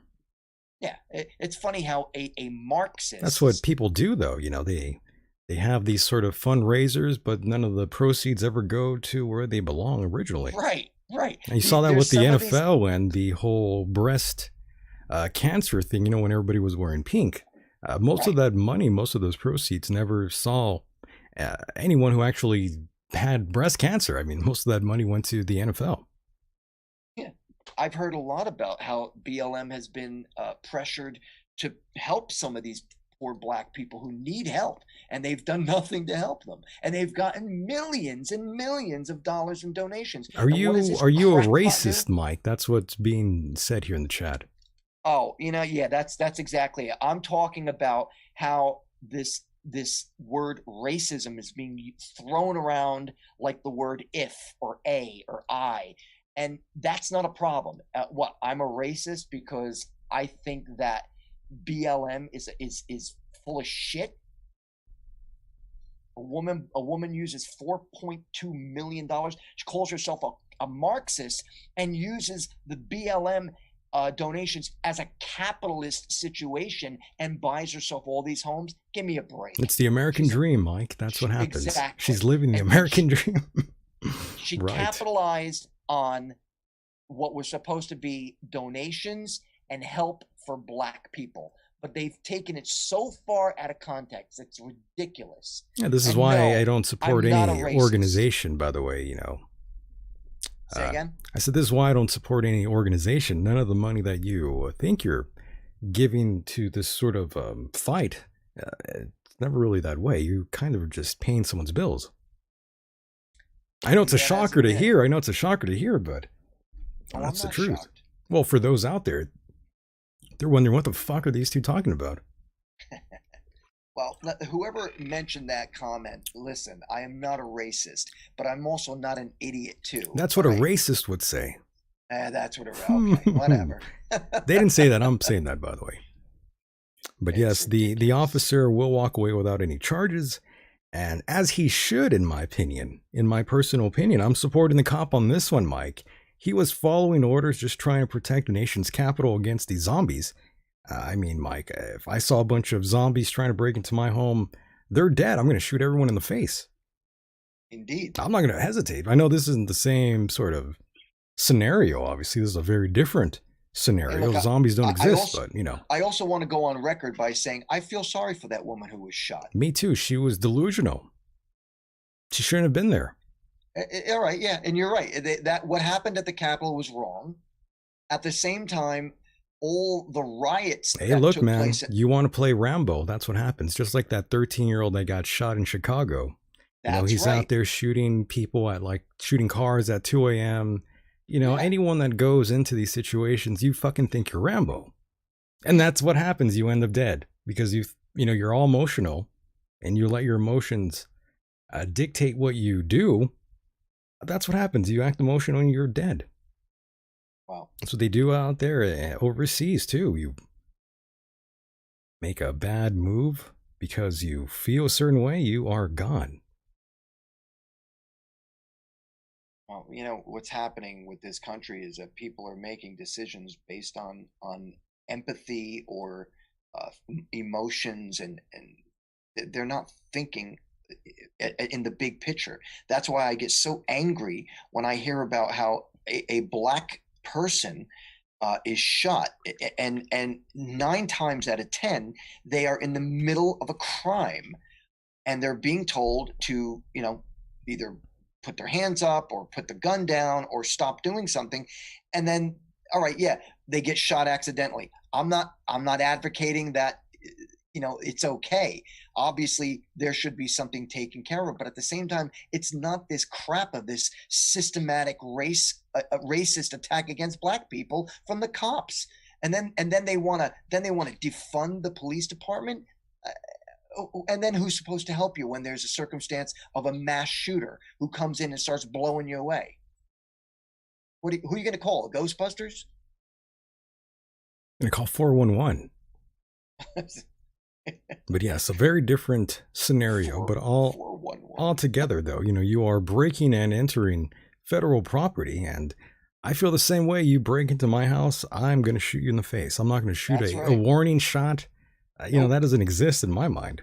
That's right. And Michael, if you were to shoot a warning shot, do you know that when the time comes for you to go to court, you would pay the penalty because you wasted a bullet on warning somebody, which means that you weren't, according to the law, you weren't actually in danger because you took the time to have a fire a warning shot. That's why if you're in a situation where you've got to use a gun against somebody, you better aim for the head. Oh yeah. Or you're going to be in trouble. Or you will be in trouble, yeah. Or you're going to get sued. Your property and your family. Right. Yeah, well, that's how I feel, and I'm glad the police officer's info was not leaked out to the public for people to go harass him or his family. I hate to see that happen. So I'm glad that he walked away unscathed, Mike, to be honest. Good. Yeah, I'm glad. There are rules in America, folks. That's right. They're there for a reason. Things can become Vietnam all over again. Right.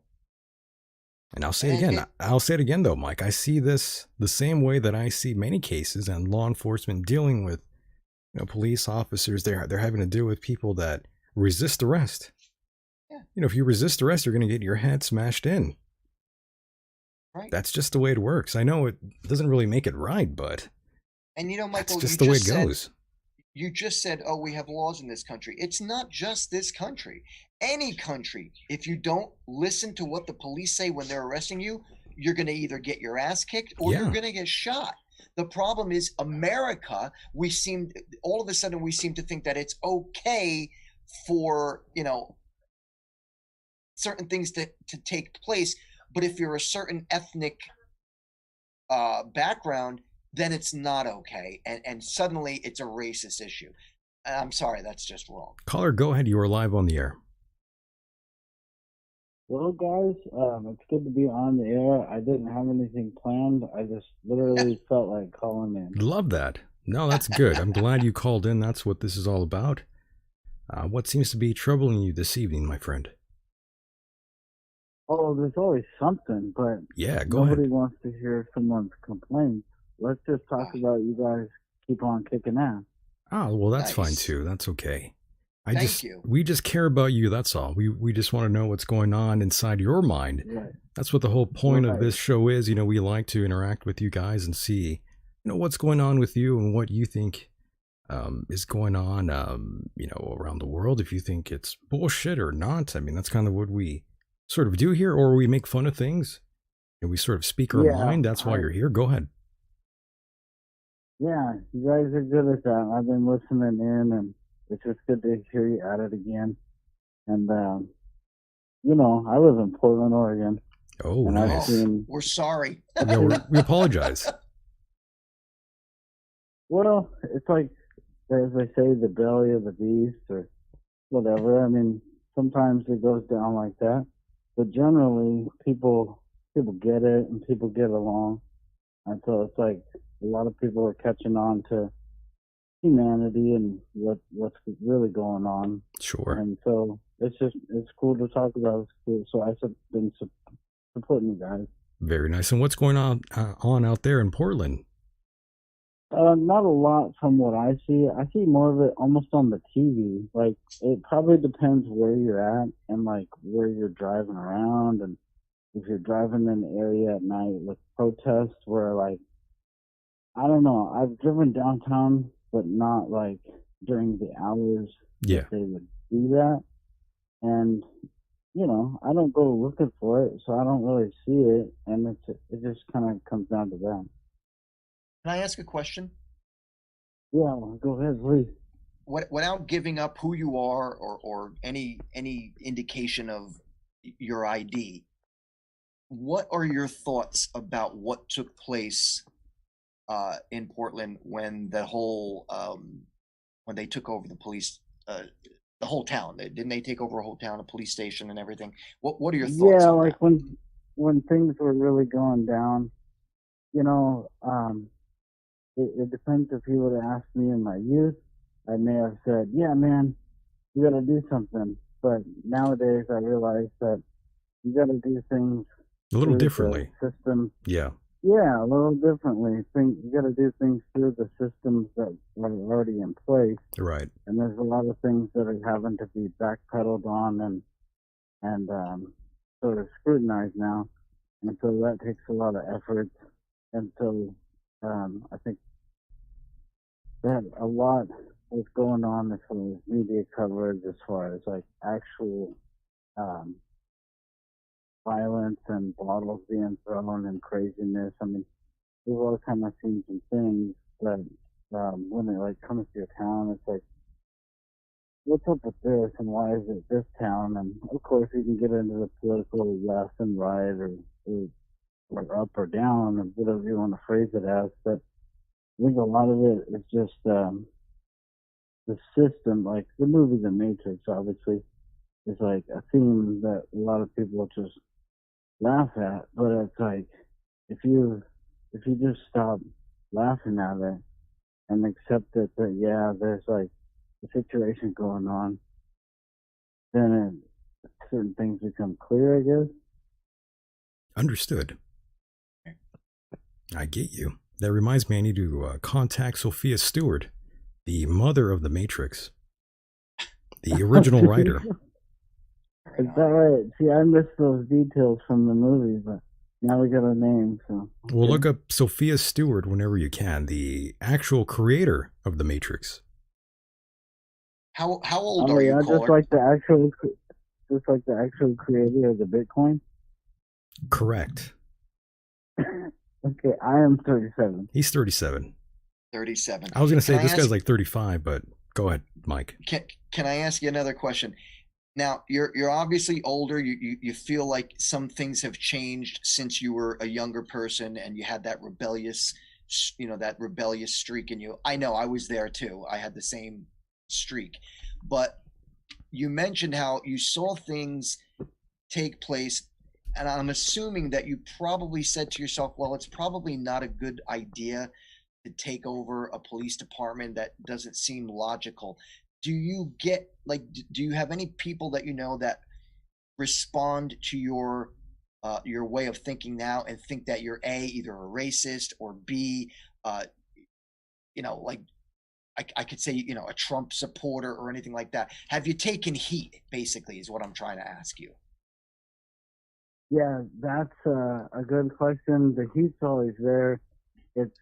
I tend to blend in because a lot of people dress or act loudly. It's better just to kind of keep the political stuff like during the conversation one-on-one rather than like trying to piss everyone off as you drive by type of stuff. So it's just like that. But I've had not too much heat or problems because I'm pretty easygoing.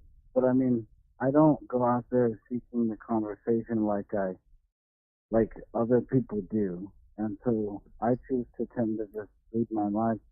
But it's cool to call into a show like this and just talk about a couple things. Right. But hopefully the word will get out there that, these are legitimate conversations. And, so often people want to remain in their comfort zone, their homeostasis. Sure. And so we all got to do that. But at the same time, come on, man. Like, you got to do your part as a citizen.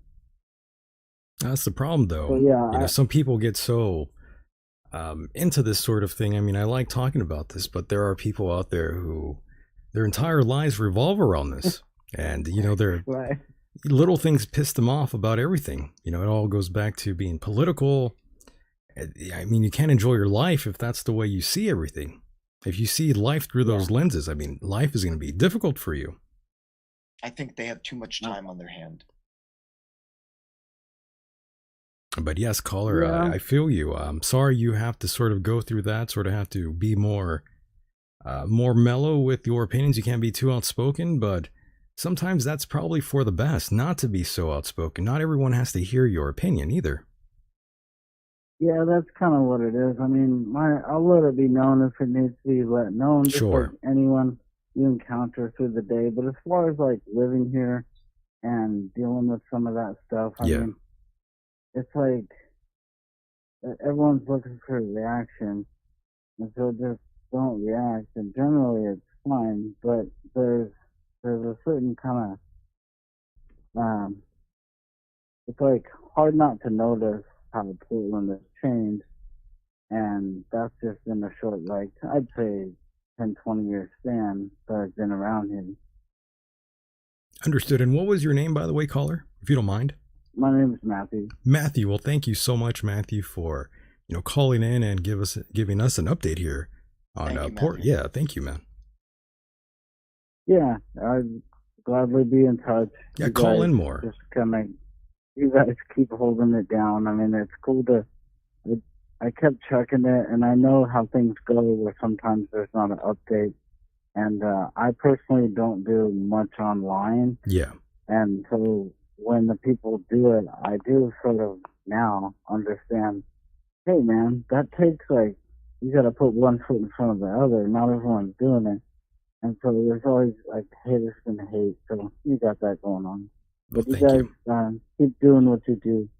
Yeah, thank you, man. Don't be shy. Call in next week or in a few days when I go back live here. Thanks there you go. Right on. All right, man. Thank you. Good Take night. care. And there he goes. From Portland. And Oregon. Yeah, and by the way, Mike, we did have an update here with Mike Lindell. I did have his photograph up here in the chat, and people were saying, good God, take that goddamn face out of here. That fucking face out of here, in other words.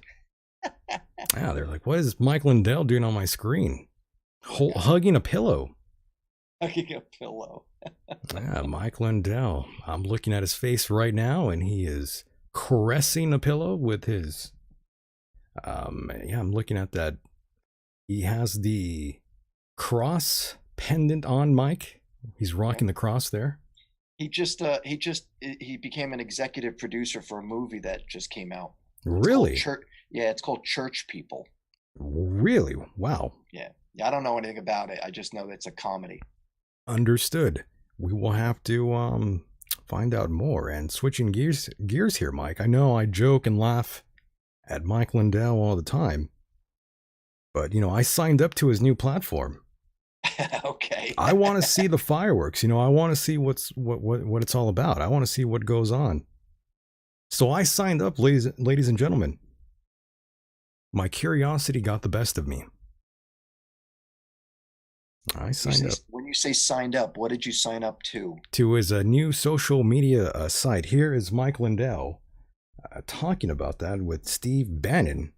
A lot of this information just that has been out there before, has just not raised itself to the level of real evidence. No. You've now curated with your team. You've curated with my team, yeah, and organized. So now this data and information that you're prepared to look, because you've bet your company on this, right? They've sued you and they've sued your company. Right. Oh yeah, this is him talking about voter fraud, basically. Right. Okay. More than just civil. You're going to start to get into kind of criminal charges, some of the accusations you're making. You're absolutely 100% confident. You have curated this. You've looked at it. Your team has gone through this. And this is information that you can personally, and your team can personally validate. 100%. I went all in. I had enough a month ago, but we've made it now where to validate every little thing, so there's no holes in. If you were going to bring this, I am bringing the whole case to everybody, the American people, the world. Here it is. You show it all, and you show your hand.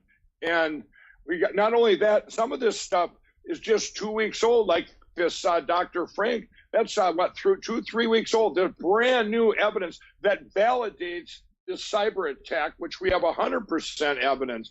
And it's going to be amazing. And what I think I want to do, and Steve, I'll show up right now on your show. I want to do a petition or maybe a poll once we get Frank up and running here, and we'll have a ticker tape of everyone that sees all the evidence, and then they can say, "Do you think this was that China attacked us and that this all happened?" And we'll have that ticker tape. I'll be happy when there's 200 million people on there, because everyone's going to see this evidence. You can't. It's undeniable. It is undeniable. Undeniable. I think the good thing on that. My goodness, and there he was, Mike Lindell with Steve Bannon, briefly talking about his upcoming social media network and, of course, voter fraud. And again, I signed up, ladies and gentlemen. I hope it works out. He's trying to fight the bigger establishments out there, and we like that sort of thing. We appreciate that. Absolutely. Yeah, he's taking it to them out there if he can. I'm not sure if he's big enough, but good God. As much as I respect the guy, I can't listen to him talk because his voice goes right through my head. His voice is rather annoying. And by the way, Mike, he said in that interview that users of his new social media platform will be allowed to criticize former President Trump. However, he says you can't talk about the Lord's name. Can't use the Lord's name in vain.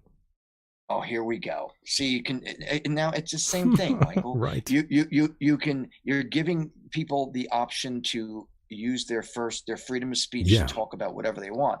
But there's a new restriction, and that's now you can't talk about the Lord, who apparently is some great entity who lives in the clouds, but there's no proof of him living there. But that's okay. You can't talk about him. I'm becoming a fan of his, though. I might want to smoke crack with him. I'm joking, but yes, you can't use the Lord's name in vain, or else it is wrong. It's a sin. That's just according to our friend Mike Lindell. See, again, it's the same principle as what the left is doing. If you're going to give freedom of speech, it's 100%. Within common sense. But, because the left, they'll take you down for saying the election was a fraud. They'll take you down for that. Twitter's done it 1,000 times with people. You can't talk about the election. Well, don't talk about it here. Yeah, because you even got shut down too, right? Don't bring me down here. What the fuck are you doing? Yeah, what are you doing? Hit back. Allegedly. Yes, allegedly. There you go. Now you saved this, Mike. Thank you. Good job. That's the key word, my friend. Allegedly. And we are getting closer here towards the end, boys and girls. This is the fun part. We will be talking about further crazy religious folks that we love talking about here, Mike. We do have another guy here. Another gentleman here by the name of, I believe his name was like Mario Murillo. Why do I know that name? Mario Murillo. That is one of our next victims here on the chopping block. Okay. He is a evangelico. He's one of those guys. Name. Can't picture. Mario who? Murillo, I believe. Murillo. Maybe I'm thinking. I don't think he's one of yours, though. No, I think it might be a similar name that I know of someone personally, Right. Well, this guy here, he's a kind of a controversial figure, as they all are. All right. And I believe we have audio here of our friend. Let's roll this audio here. Let me make sure I have this up. Oh, here we go. I fear for the Democrat Party tonight. Because you ain't messing with me anymore. Oh, you're shit. Not even messing with the people in this room, and you're not messing with these pastors. I saw God get up off of his throne, roll up his sleeves, and tell America, I'm coming. He's coming. Somebody help. I'm coming. He's coming. I'm coming. That's a lot of coming. Yeah. He's coming a lot. Hold on. We're not done. Okay, go ahead. We're not done.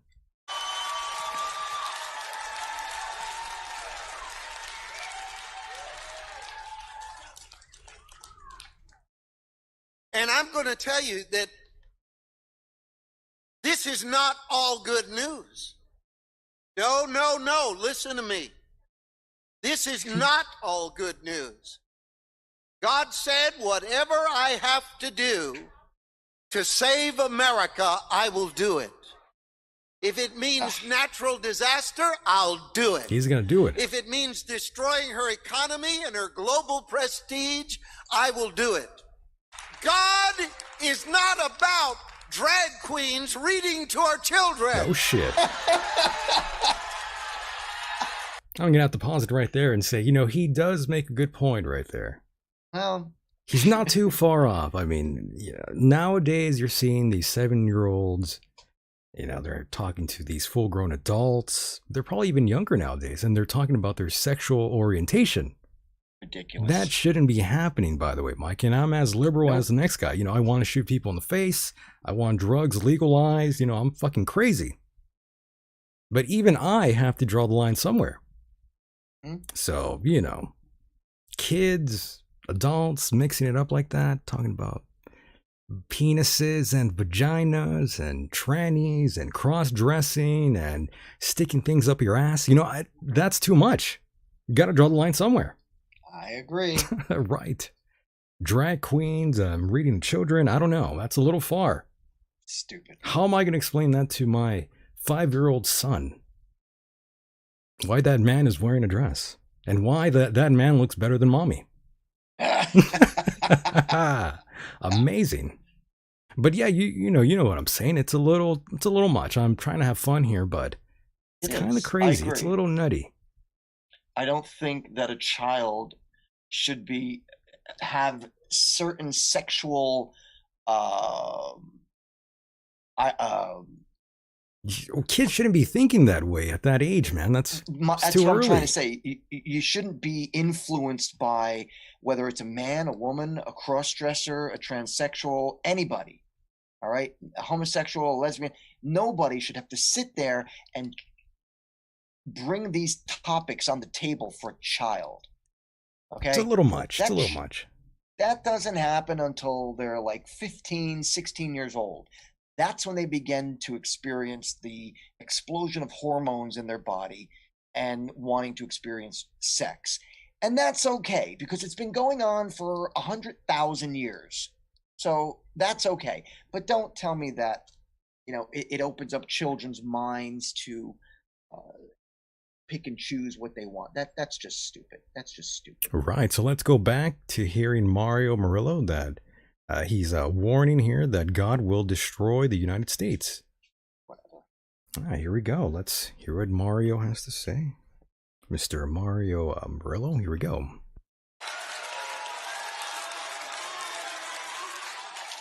God is not about your 6-year-old because of social media thinking she's a boy. This gender bending, this perversion, this Coca-Cola, American Airlines, Delta Airlines, all of you that are sitting there telling Georgia how they can write their laws, through your money, you're going to tell a free state in America what they can do? God's not going to sit back, folks. Jehovah Jireh is on the move. Amazing. Yep. I have no idea what he was saying at the end there, but it was quite lively. I agree. On one hand, I agree with what he's saying in certain things, but on the other one, he throws the whole God thing in. I'm sorry, I have to back out of the conversation. He makes a hard left, right? Hard left. It's a hard left right there. All of it's going okay, and then all of a sudden, a hard left when he starts bringing up God and God wants to do this and that and blah, blah, blah. But I mean, Mike, it sounds good to his followers and they pay him millions of dollars to hear this shit. Unbelievable. I'm in the wrong business. I should be one of these guys praising God and Jesus. Well, actually right here and right now, I'm going to make an announcement, Mike. Here we go. I'm going to make this announcement. This is an exclusive, boys and girls. Here we go. This is going to rock your socks. Are you ready for this? I'm ready. Are you ready? Here we go. Mike.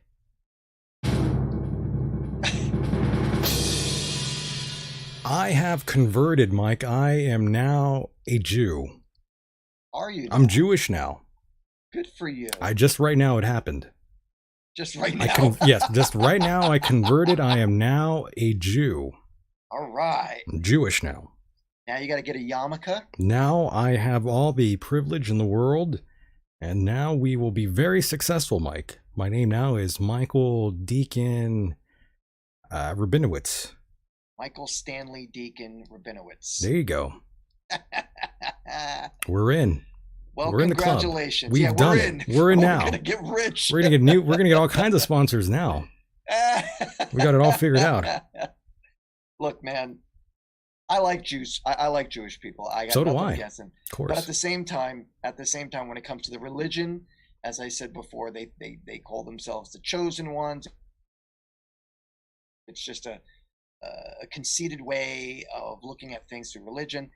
All I'm saying is that this issue with religion and how they're talking about God wanting to eliminate America or whatever he was saying, it's silly. Come on, folks, leave politics and religion separate. Come on, man.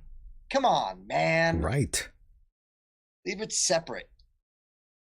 Because when you start mixing the two, it really sounds cockamamie. You might as well be worshiping Islam, because that's what they do. The Quran is their constitution. The mosque is their White House. Oh my God. Caller, you are live on the air. Go ahead. Thank you. I just have one thing to say. Mutual consenting adults. And there you go. What was it? Mutual consenting adults? Is that what you said? Yes. Oh, absolutely. I agree. Okay. Good. Okay. Thank you. Okay. That was quick. Okay. Well, thank you for that. Yeah. And now we have one more to play here. This is a commentator by the name of Josh Bernstein. Okay. I think you know where this is headed. All right. Josh Bernstein. Here we go, Mike. I think I have that clip. Good God, I do. Here we go. Resist the vaccine at all costs. Resist microchips. Stop wearing face masks. Go outside. Breathe in some fresh air. Get some exercise. Eat right. Get your sleep. All that good stuff. Enjoy your life. And let me worry about the government and everybody else trying to destroy your freedoms, okay? That's what I eat, sleep, and breathe to do for all of you, and will continue to do it till I can't breathe anymore, all right? And the bottom line is, I'm not getting an injection. I'm not getting microchip. And if anybody tries to do it to me, or I'm sure millions of Americans out there, guess what? They're going to get a lead injection. Oh, tough guy. Whoa. He's a tough guy. Injection. Whoa. Holy shit. That's Josh Bernstein, boys and girls. Call the FBI. Wow. Let them know. And who is this guy? What, is he running for office or something? No, that is Josh Bernstein, by the way. He comes from, I think that's the Jewish pro-life organization. I'm not quite sure. The pro-Jewish life foundation, something like that. Here's another hypocrisy. Michael. Oh yeah, that's him. Pro-life guy making a threat with a bullet. JewishProLifeFoundation.org. Look him up. That's Josh Bernstein. I don't know if you want to clip that up, maybe send it to somebody. I don't know, do whatever you want to do. But my God, he is fucking crazy. Cracks me up. They crack me up. It's okay. They want to save babies from being aborted, but they're okay with capital punishment. Where's the logic? Come on. How is it okay for a child? I mean, let me rephrase that. It is my belief that if one is going to have an abortion, if a woman is going to have an abortion, it's better to, again, my opinion, I think it's better to do it at an early stage when the fetus, or I should say the embryo, is at a stage where I sincerely believe there is no memory. And if there is, it's got to be, what are you dreaming of? Cells? What are you dreaming of? Atoms? I'm dreaming of abortions. Abortions, all right.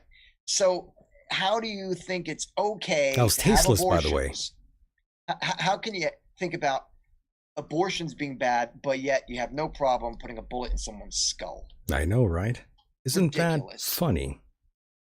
Ridiculous. That's Josh Bernstein, ladies and gentlemen. And of course, I saved the best for last. This guy here, this is Rick Wales, I believe is his name, and of course he has the answer to everything. Mike, he says the country is being overtaken by satanic Zionists. Oh my God. You ready for this? I'd like to meet a few. Here we go, Mike. Same group of Satanists that overthrew the Russian people in 1917. That's what controls America today. What? That spirit right there is what is destroying the United States of America. Destroying America. Destroying our freedom. Destroying our culture. That spirit right there. That's what's making war against Russia. They overthrew it. They got free. They got out from under its bondage. And so who's under its bondage now? The American people. Right. We're under the bondage of that same satanic spirit. Oh my gosh. Who attacks us? Satanic spirit, Mike. Who's always attacking pathetic. us? Zionists. The Zionists. Pathetic. There's nobody else attacking me. Zionists. Amazing. Oh, really? No Chinese people are attacking you with their ploys to take over the country. They are satanic. They are satanic, Mike. They're satanic. I don't know what you want me to tell you, Mike, but they are taking over America. I'm shocked. Yeah. I'm shocked that you don't feel this way. These evil Satanists, Mike, they are taking over the world. Funny, being a Satanist, I'm as poor as one could be, and yet we're taking over the country. Amazing. I wish I knew some of these people because I'd like to get some money. You want in on that green, right? Sure, why not? I mean, if I'm going to be a Satanist and apparently we're taking over the country, I'd really like to get a little compensation. Thank you. Yeah, I want a little green from this deal, no doubt. And I believe somebody was giving us a call here, but I think they hung up. Were you calling just now? No, just leave us a message. Okay, never mind. Never mind. You know, there's so many people calling in tonight. I didn't answer all the calls. It's great. Yeah, we were having a lively conversation, just me and you. Well, I'm glad you're getting the calls. That's wonderful. Yeah, but I mean, we always get calls, Mike. It's just I don't always answer them in time, or if I do, I end up hanging up on them. I'll answer, but then I'll hang up. I see. Yeah. Well, if I may just make a remark. Jump in there. Get in there. About the two people we just listened to. The first guy, what was his name? Bernie Weinstein? Bernie Sanders. Sanders. Just kidding. His name's not Bernie Sanders.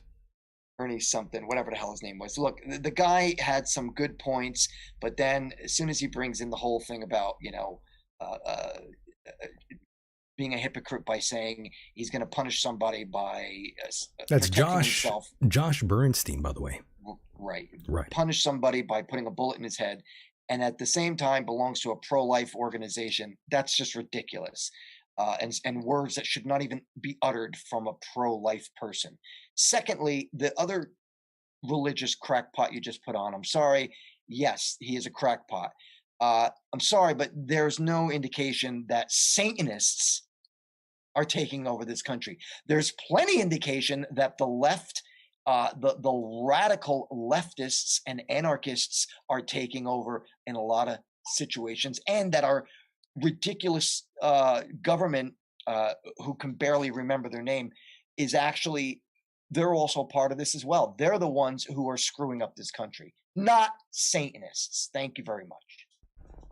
And here's another guy you'll like, Mike. By the hour, and an international cry goes up around the world for some kind of cure, a vaccine.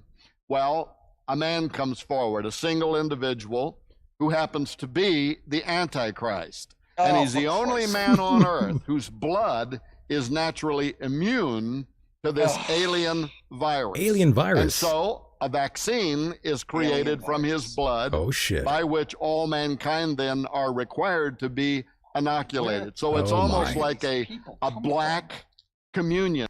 These people are insane, Mike. Absolutely. Like, where do they come up with this? It's just pure insanity, Michael. I have no idea where they find these folks, but I believe we have another caller. Caller, go ahead and talk. Hello. What's up, brother? How are you? I'm well. How are you, Michael?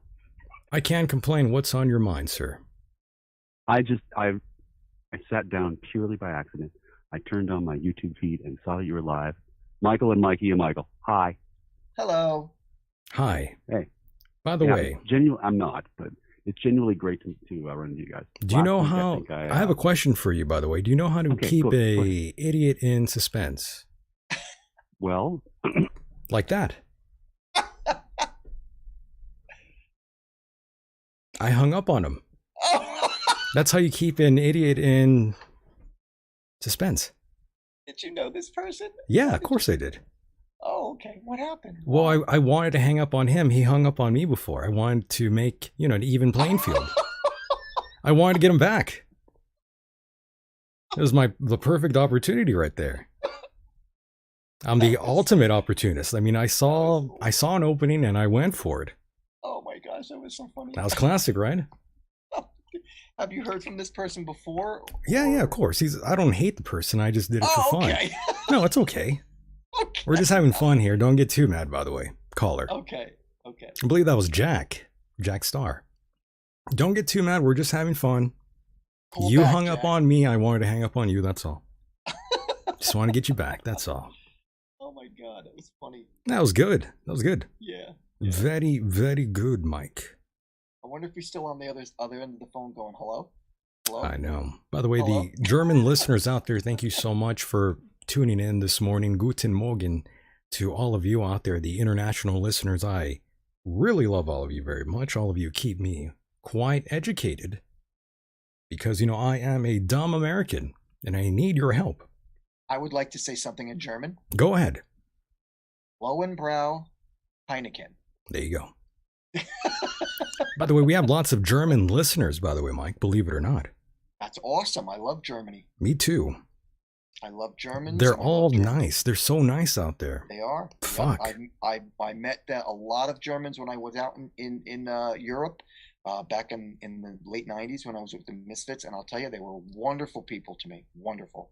Very nice. So, Mike, we are sort of running out of time here. I did have these emails to go through, but we ran out of time.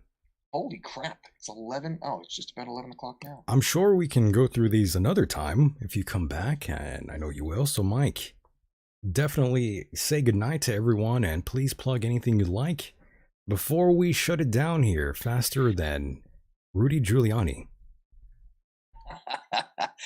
All right. Well, I would like to start off by saying thank you very much, Michael, for having me on the show. Always a pleasure. I had a blast tonight.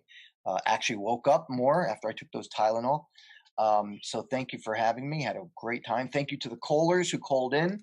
Thank you to the listeners, both live and on podcast.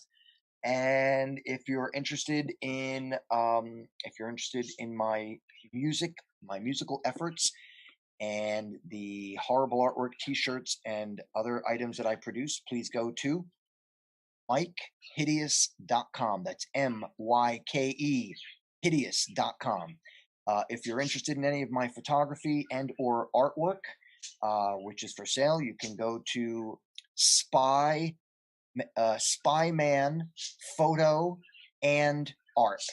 spymanphotoandart.com.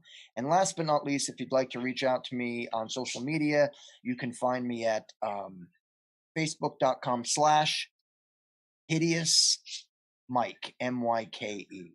Thank you very much, everyone, for listening tonight. I had a blast, and try to keep your humor and don't take things too seriously. Very nice. Good to hear you, Mike, and we will do this again on the other side, my friend. I will communicate with you shortly here. Right on, Michael. Thanks, buddy. I'll talk to you soon. Good night. Good night. And there he goes, boys and girls. That was the one and only Mr. Myke Hideous. Give him a round of applause. No doubt. And of course, before I drift off here tonight, I did have a soundbite to leave you with. I thought this was a pretty good one. I think you'll understand once you hear it. Here we go. Just for a few moments, and I'll be right back to close the show. A hepatitis B vaccine program, and that's how they slipped it in. And something like over 90% of all the men who participated in that program eventually ended up dying of AIDS. So you say this Ebola is a repeat of that, of what you claim is the... It's the methodology of it's a different kind of thing. Back then, they wanted to get rid of gays and test. Didn't work. Backfired, didn't it? Well, and gays then, are in the military. Gays are at all levels of government. yeah, but in gay the marriage end, is in the spreading end, they across made the money in their pharmaceuticals. So it starts off as this idea to kill off populations, and then when that doesn't work, okay, well, we'll have to just take the hundreds of billions of dollars for our pharmaceutical. So either way, if it works, they get to kill the blacks and gays. If it doesn't work, they get billions. Who's the target of Ebola then? In your opinion, this is your story. I mean, I'm not signing out. I'm letting you speak about this.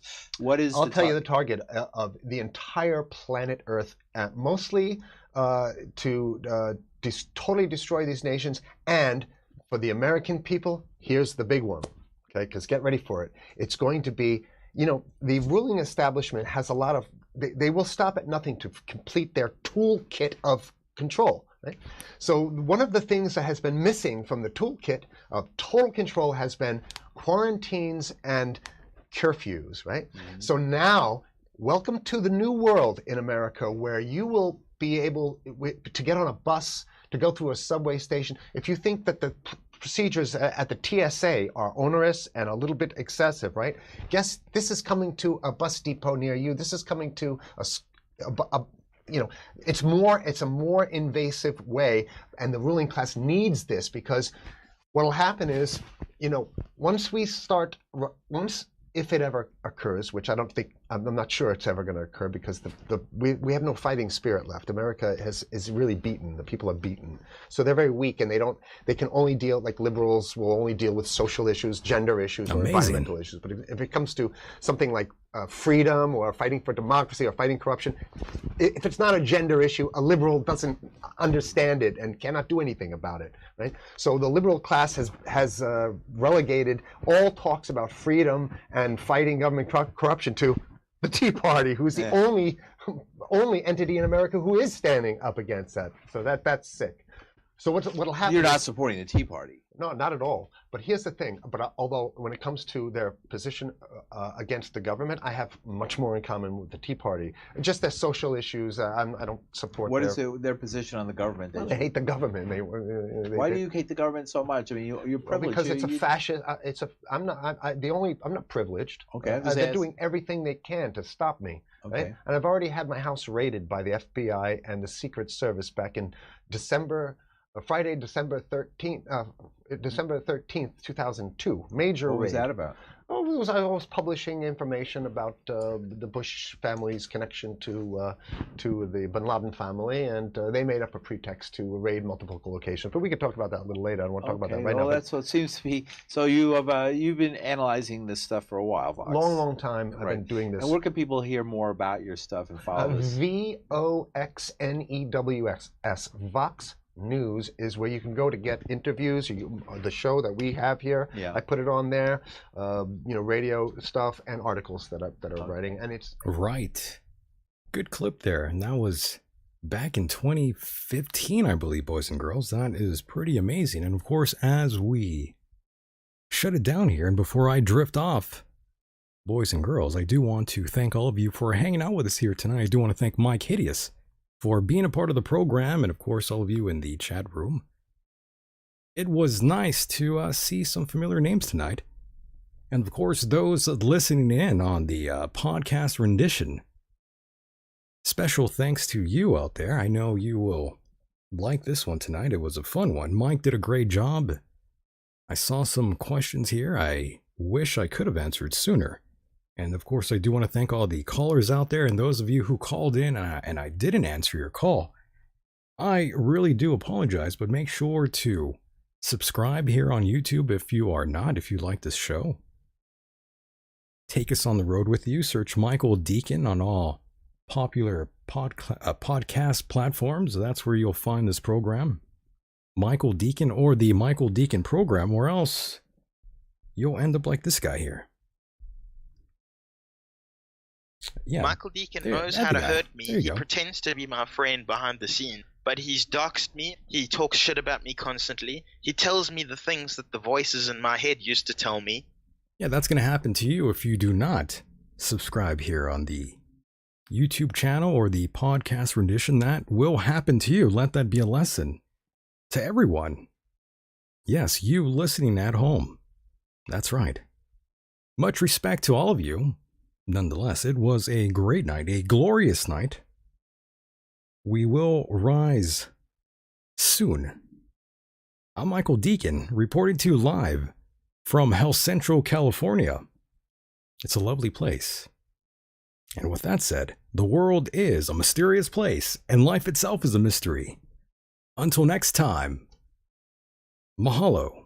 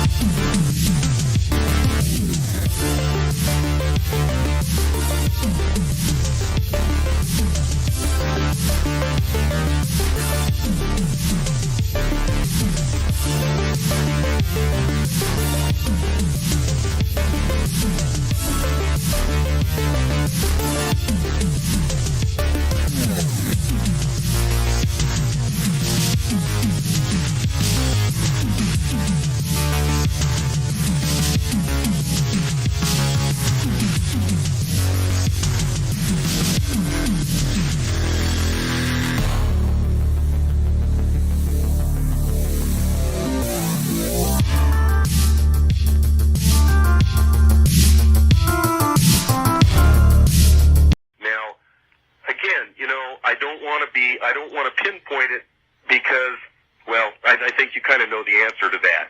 Paradox? Yes, you discussed that with Goldberg, and he has a good finger on it. Yes. Hey, listen, also, beyond Von Daniken, pay attention to Whitley.